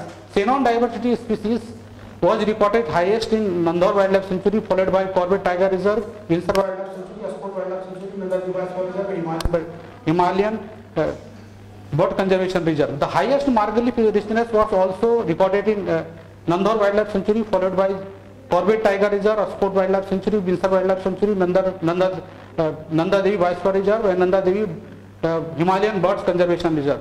The species diversity was highest in Nandhor Wildlife Sanctuary, while the lowest in Nana Devi Himalayan Bird Conservation Reserve. The highest beta diversity was recorded within Windsor Wildlife Sanctuary and CTR, and lowest between CTR and between Windsor Wildlife Sanctuary compared to NDVR, Nanda Devi Viceroy Reserve.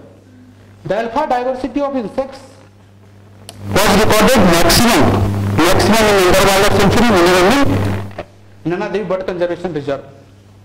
The beta diversity was recorded maximum within Windsor Wildlife Sanctuary and CTR Corbett Tiger Reserve, and minimum between NDVR and BWS Windsor Wildlife Sanctuary.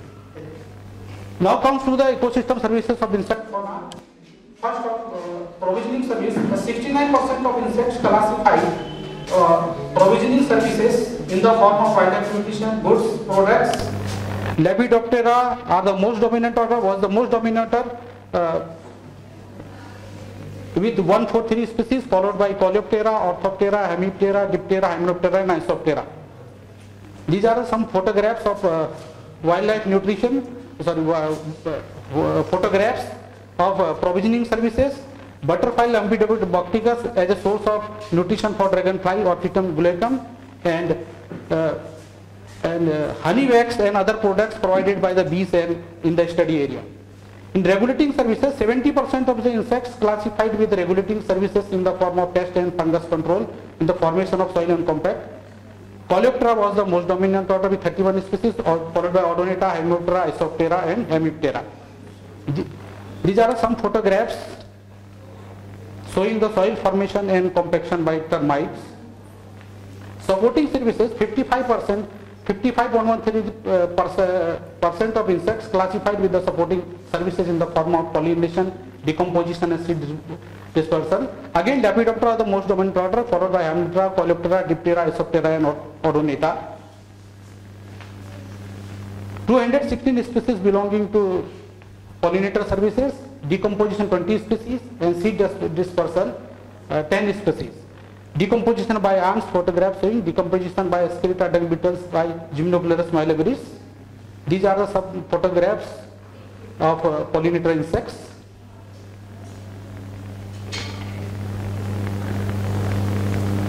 And cultural services, 51.45% of insects classified with cultural services in the form of tourism attraction or tourism, social life, bioindication, symbolism, and legal protection for the biodiversity conservation. Again, Lepidoptera was the most dominant order, followed by Odonata, Hymenoptera, Coleoptera, and Isoptera. Ecotourism, in ecotourism, 154 species. Lepidoptera was the again most dominant order.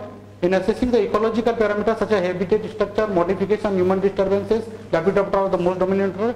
Social life form involves 17 species, Hymenoptera, Isoptera, and Coleoptera.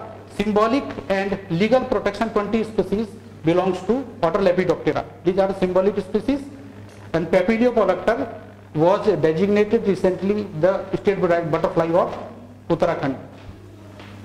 Cultural services, according to Indian Wildlife Protection Act 1972, 18 species are legally protected under various schedules in Schedule 1, Schedule 2nd and Schedule 4th. As per the Red Data Book of Indian Butterflies, the two species, Caleria annata and Castilia sorogimens, have been listed as vulnerable and Papilio as endangered species. This table shows the competitive ecosystem services across the different orders. Maximum insect species, maximum ecosystem service providers belongs to provisioning services, followed by maximum in cultural services, followed by provisioning services, supporting services, and 73 in regulating services. In conclusion, several environmental services are provided by and dynamically depend on the insects. Even if the conservation of biodiversity has made significant progress, swift action and persistent work is still needed for the proper management and reproduction of insects that play a variety of ecological roles. The dynamics and administration of numerous ecosystem services are significantly influenced by the insect, wherein the current study highlighted their existence in several protected areas in Uttarakhand. These insects must be kept in order to maintain the genetic variety of various ecosystems. These type of research play a crucial role in educating the public, laying and groundwork for effective conservation and management policies, and pinpointing the locations of the biodiversity hotspots. We acknowledge the Forest Department, Range Officer and Scientist of Geological Survey of India and Forest Institute, and financial. The authors are also appreciate to manuscript anonymous reviewers and study period and the study for financial support of various funding agencies. These are the references used for the present studies. These are the list of publications. Thank you. Thank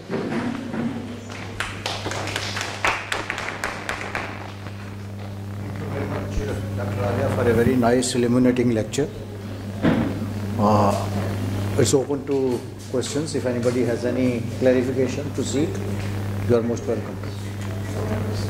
So you already documented only the,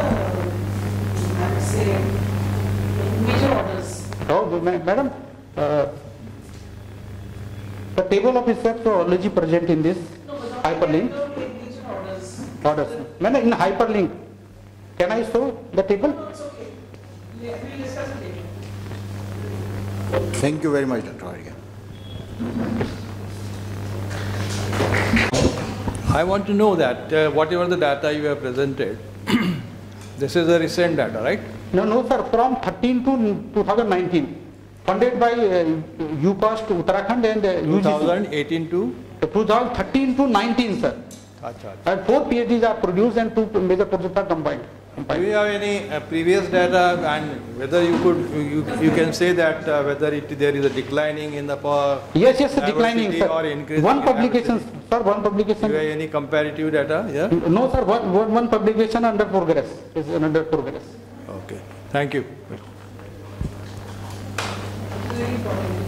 Yeah, that's safer because high valued bycatch in the mid 1980, and later it is transferred to a targeted catch because of their international market for the feed, liver oil industry, and their indigenous. So, and also we have a high demand for the fresh meat and the dry meat in the local market, especially in Kerala and Tamil Nadu. So these are the some of the data showing that our elasmobranchs brands showing declining after their fishery. So in the fishery we are dominated by less than 10 species or belong to some of the family like Carcarnidae, Spinidae, Alopidae, Mobilidae, and Dasyatidae. These are the data, the graph showing the catch of the elasmobranchs from starting from 1950 to 2008. So we can see the 70,000 tons to almost 50,000 tons per year, and this is annual catch up from Indian marine fisheries. This is the data of the species richness. We have almost 53 species of sharks in India. The deep water contributes to nearly half of the deep water species in the global are living in the deep water. And they are targeted by deep water fishery in India, in Andaman waters, Kerala and Tamil Nadu. And they caught in long lines and bottom trawls. They export the oil, dry meat and in the local market. So they are distributed below the 200 meter depth, 200 to 1000 meter, and they are targeted by shark in the targeted and bycatch in the deep water shrimp fishery. They have a specialized slow growth, late maturation, longevity and long fecundity. This makes them very vulnerable to intensive fishing pressure. So we have 53 species reported from Indian ESET. These are the data materials methods. The study period as 2008 to 2020. We covered all the landing centers from east to west coast and Nicobar Islands, and we used morphological and molecular markers to identify the clarity of the taxonomy, and we use CO1 and ND2 marker for the molecular identification, and we use the conservation status using IUCN criteria. These are the survey vessels we have used for the Sagar Sampada under the Ministry of Earth Science, and we use commercial fishing vessel for the exploratory surveys. Taxonomy, we use the various molecular markers and a DNA barcoding short fragment of mitochondrial DNA. CO1 we use along with ND2 marker for providing the molecular identification. These are one of the case study. We used CO1 sequence for the Centrophoridae. That is an oil char making for the scolding, which is a high demand for international market like Japan and Korea for this scolding. It is an important product for the making cosmetics and anti-cancerous drugs. So this is a group of the species which are having a high plasticity and morphological plasticity, very difficult to identify in the field, and we need a species-specific identification for the conservation management of the resources. So these are the species we used, and we got the neighbor joining tree, and we can easily identify the up to species level. This is the next case for the family Rajidae, but it's a deep water scale. We used the same DNA barcoding CO1, and we identified all the species present in Indian water, and even we found some of the species are undescribed, and we need to name now. This is again one of the case study using a ND2 marker. We have an endemic species in the southern coast of India in Tukadoji Gulf of Mannar region, and it look like species in the South Africa, Tanzania. So we use ND2 marker, and we have a 2.2 variation, both population from India and Tanzania. So that look is a conclusion is that both species are two distinct species. These are the fishing craft what are available in India. So fishery is mostly deep water sharks are mostly the bycatch along with the deep water shrimp. So we are harvesting tons of 1,000 tons of shrimps from the deep water, starting from 200 to 600 meter depth along with the Kollam, Andaman and Chennai. These are the contribution of figures showing the contribution of some of the species in the fishery. This is a picture of, you can see these are our diversity, richness of species, especially in the deep water. All the species are living in the 1,000 meter depths. This is our oil shark. Important oil shark we are harvesting for the making the shark liver oil. These are some of the small deep water sharks, less than 30 centimeter, and they give birth in even 10 centimeter. So don't think that all sharks are 5 meter or big. Most of the sharks are less than 1 meter, and these are the one of the less than 30 centimeter shark. These are some of the electric rays and the skates. Mostly we got all the cats in the bycatch. Again, the sustainability issues, especially in the deep water, we have a lot of juvenile bycatch, and females and pregnants are very common in the cats because they have a aggregation in the fishing grounds. This is a life history that makes very vulnerable for the overfishing. This is a group-wise elasmobranch landings in India. This is a gear-wise catch composition of deep water sharks in India. So we can see that 74% is contributed by the trawlers, and the remaining is contributed by water trawl, artisanal and hook and lines. This is the frequency of occurrence we found in 2002 and 2020. So we can see the abundance is slowly reducing because of the targeted and bycatch fishing. This is some of the image in the targeted fish fishery. They go for the small boat using one day fishing trip, and they catch 300 to 500 kg per day in Andaman Nicobar Islands. This is the graph showing the Andaman Islands catch. These are target catch for the oil sharks. This is utilization and trade. So with the shark, all the body parts are utilized, starting from the skin, jaw, meat, liver oil, and the cartilage. This is some of what we studied, that utilization and trade route from Andaman. It is coming to Chennai and Kerala, and they are used in the local market, and some of the meat is going to Sri Lanka and oil, and gills and fins is going to Hong Kong and Dubai, and the meat is utilized mainly in Kerala and Tamil Nadu. This is again some of the pictures showing how they utilizing the liver oil and fin. This is the liver oil, how they process after the auction. They make it a small piece and they keep it for sunlight for clearing. This is the drying of shark fins. Even the shark jaws, they get very good price, starting from 20,000 to 1 lakh for the one jaw. These are IUCN status of some of the Indian species. We have almost 170 species reported from India, and out of that 52 species are under threatened category using IUCN red list criteria. You can see almost critically endangered species are 12%. That means 21 species of reported Indian species are critically endangered. They are going to be extinct in the near future if we are not taking any action in future fishery management. So these are the two species what we did the IUCN listing in the last 2 years in Canada. We are organized a workshop and we have done. It is one of the Echinorinus brutus, that is a bramble shark. It comes under endangered because of the frequent declining in the population because of the high intensity fishing pressure. And that is a target catch. So we put it in this endangered. And the next species is critically endangered, Indian stone shark, very small shark, that is less than 40 centimeter shark. And this is frequently caught in the bycatch, and that living only in fishing habitat. Fishing means the shrimp habitat. So we are going daily 300, 400 boats, and we are harvesting tons of shrimps. So along with the shrimps, the population is slowly declining. So last 20 years, their population is 90% population is declined. So we put in the category as a critically endangered species. So next is we need a comprehensive action plans or national plan of action for the shark to conserve the remaining population of different species of shark. So we need a lot of research, that most of the species are data deficient. So we required a lot of research, a lot of projects, and a lot of funding to get all the information and implement the national plan of action for the sustainable fisheries management of the sharks. Yeah. Thank you. All right. Thank you, Dr. Binesh, for your presentation on the diversity of deep sea chondriictus. Okay. Any questions from audience? Yes. Yes. Thank you for the good presentation.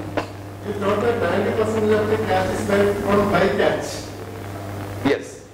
And how can we implement these measures for conservation? Bycatch is something other. No. We are not targeting this particular thing, but bycatch, by accident it is coming to the catch. Yes. So how can we implement? So this is the main story not in India and everywhere. So they have, because a lot of streams like Australia, they used different techniques like a closing season. So one of these things is that you can put the closing season to and catch quota system, and by catch reducer you can implement. So these are the measures we can use it, and even you can discard. Normally earlier they are not using the discard, they are directly throwing back even the live animals. So at least some 60% mortality, they have chance to survive. But nowadays increased fish meal industry in the Mangalore side, in the Karnataka, so all the materials are taking to the industry and there is no discards now. So 100% utilization, that makes the problem. So we need to have a lot of government policy to conserve the remaining resource. So that is... Survival from the discards is questionable. Yeah. Catching, That is again the question because of, that is the question again the shallow water. Shallow water having, deep water we have 100% mortality. You don't have, because they are getting from 600 meters. So everything will be dying. Okay, thank you, Dr. Binish. Our next.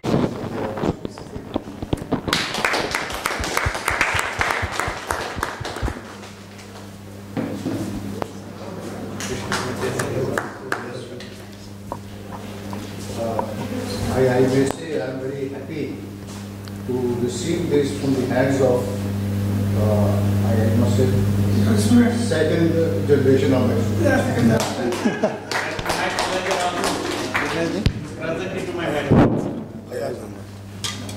Thank you, sir.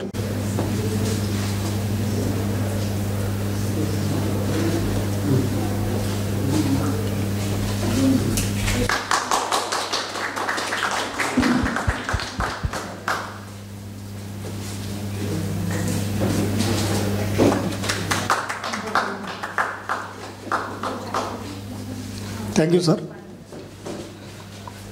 Now I request to Dr. A.M. Kurat, sir, to felicitate our first invited talk personality, Dr. Meera Srivastava, madam, by offering shawl and mementos. Sir. Kurat, sir.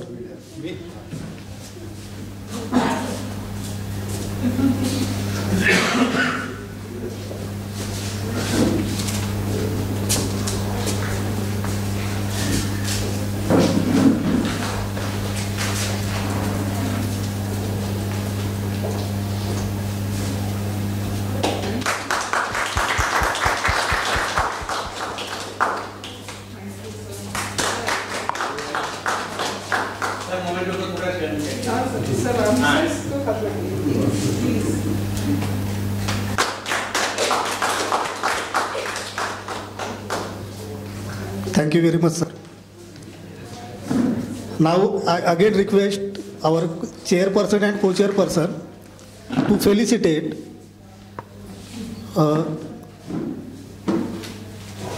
Dr. Manoj Kumar Arya by offering shawl and memento.